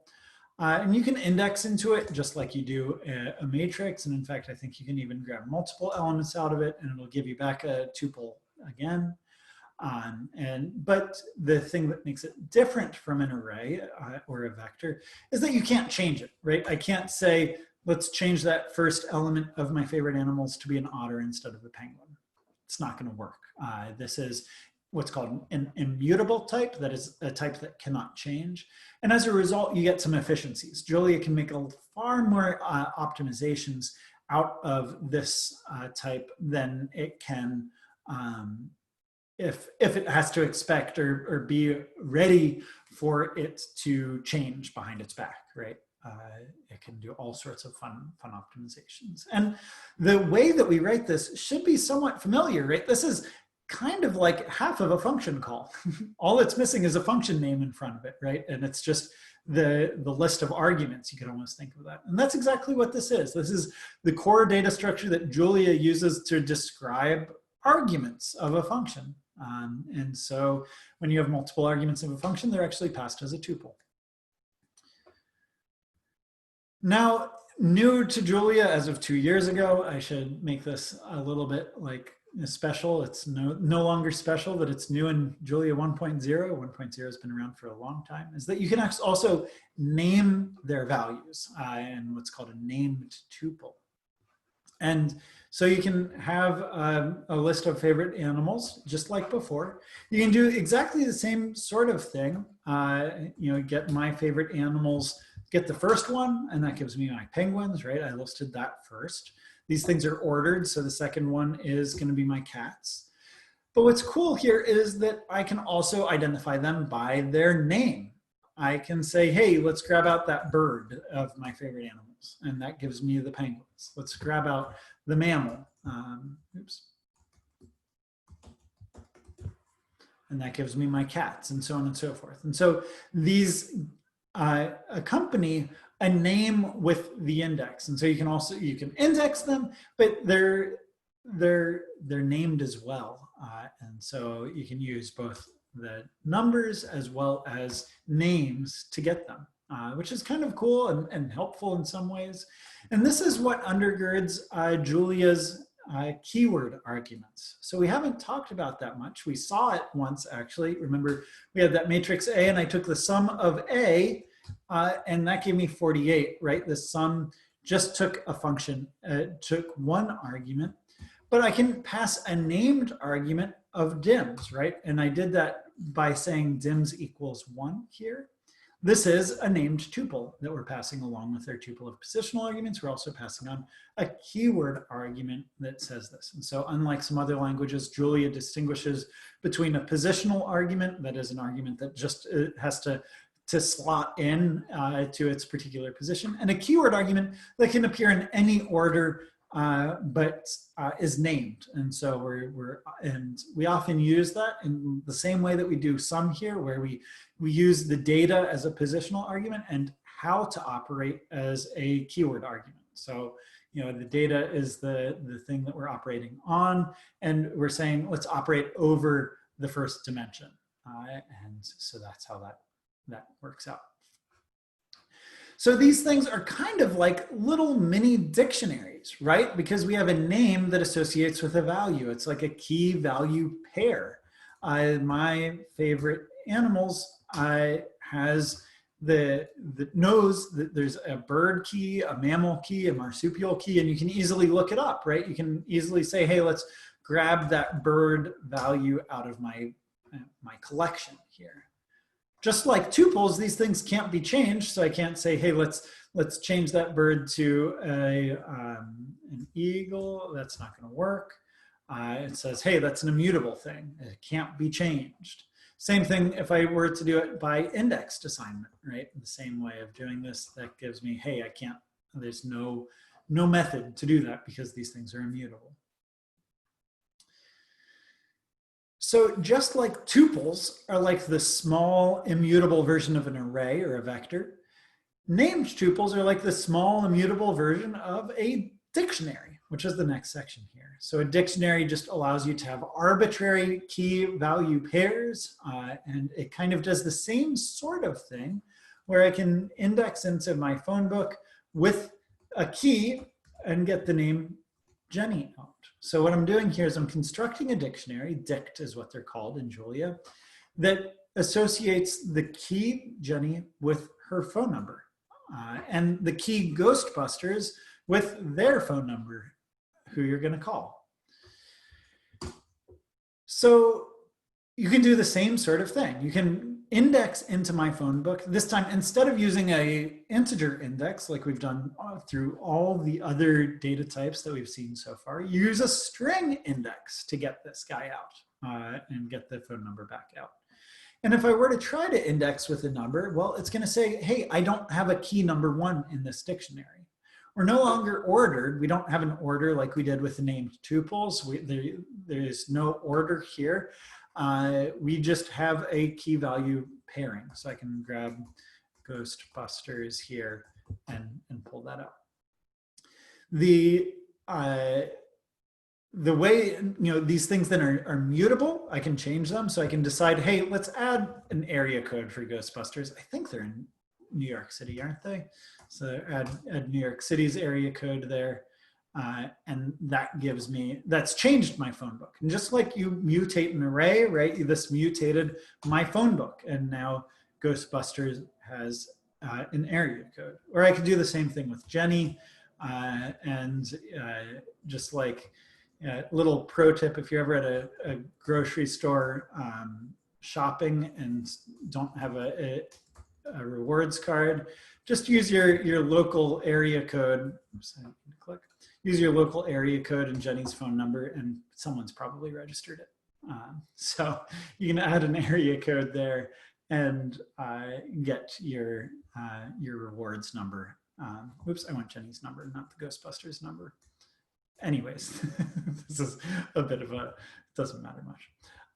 But the key point is that you can change these things, right? And you can also add new keys, right? So you could add in an emergency number as being 911 in the United States, and that works. And now my phone book has 3 things, and it can work just like that. There are a few other things you can do. Oh, I guess in the notebook we had Kramer's number.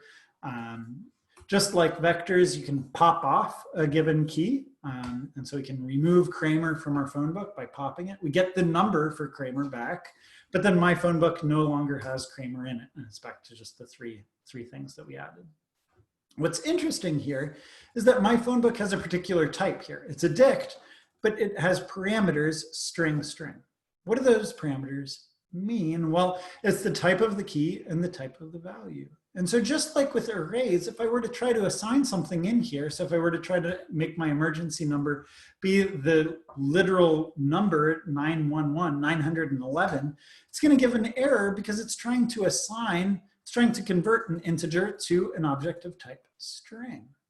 And so this is, again, where you kind of need to think a little bit about types. The reason that it got me a string to string dictionary here is because that's how I created it, right? When I created my dictionary, I used 2 strings and just the same kind of promotion sort of thing. Julia identified that, hey, all of these things are strings. Let's create an optimized representation of my dictionary for these values. And so I know we're getting to the end of our time here with you, but this is the last little bit.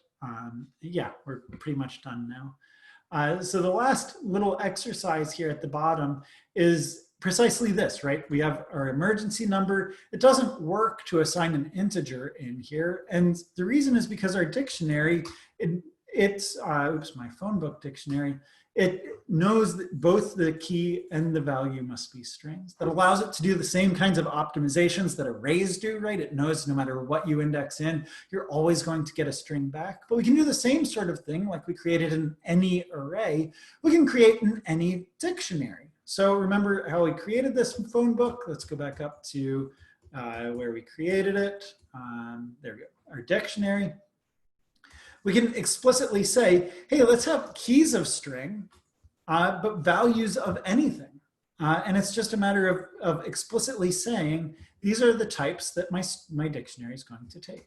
And the dictionary itself is what defines how these parameters are used, right? So different types will have different parameters. Remember with arrays, our second parameter defined the dimensionality of the array. With a dictionary, the second parameter here defines the value type.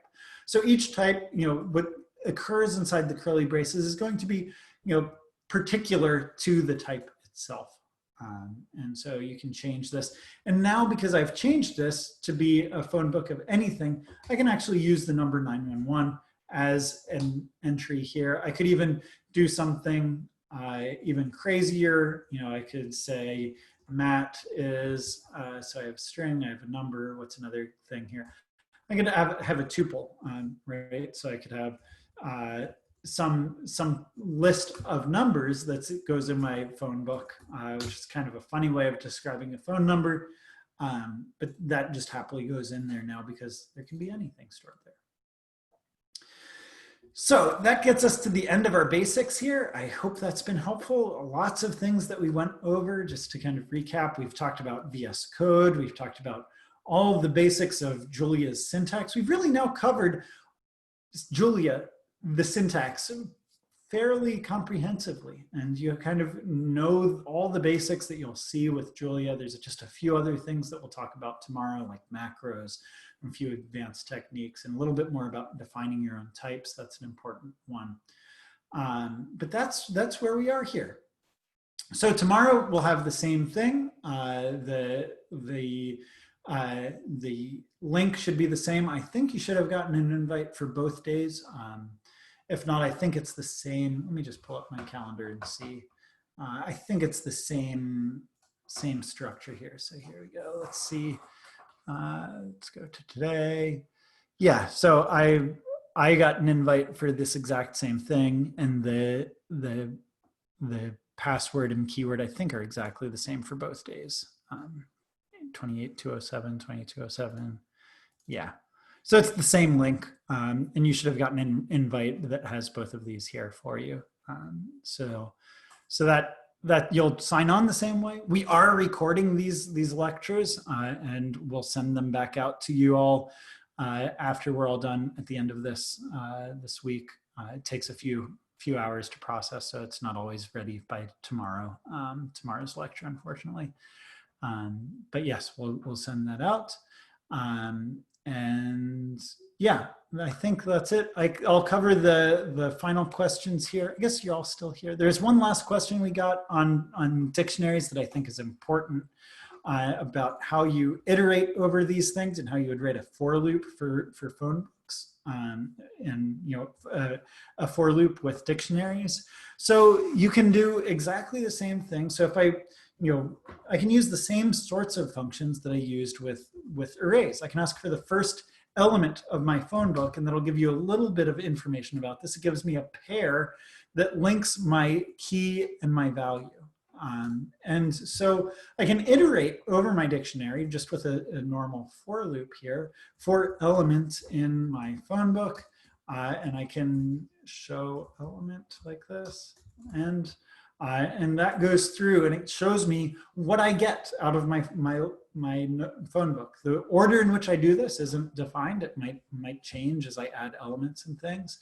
But I get a pair that connects Jenny with her phone number, emergency with 911, so on and so forth. What's really nice is you can use what's called destructuring here. This is an advanced for loop technique, and I can grab out keys and values separately. Let's use print line here. Got key, and that is connected to a value. And we often use this equal, greater than to kind of describe a key value pair like that. And that will loop over these things. So you can get your keys, you can get your values. You can also explicitly just loop over, let's collect all the keys of my phone book, for example. And that gives me all the keys. I can collect the keys, the values, the same way. And it's just calling a function here for keys and values. Thanks for that last question, and sorry for going just a little over time today, but thanks for your attention. Thanks for all the great questions, and I will see you all in about 20 hours. So hope you have a good evening, night, morning, day, wherever you are, and I'll see you tomorrow. All right, take care, everyone.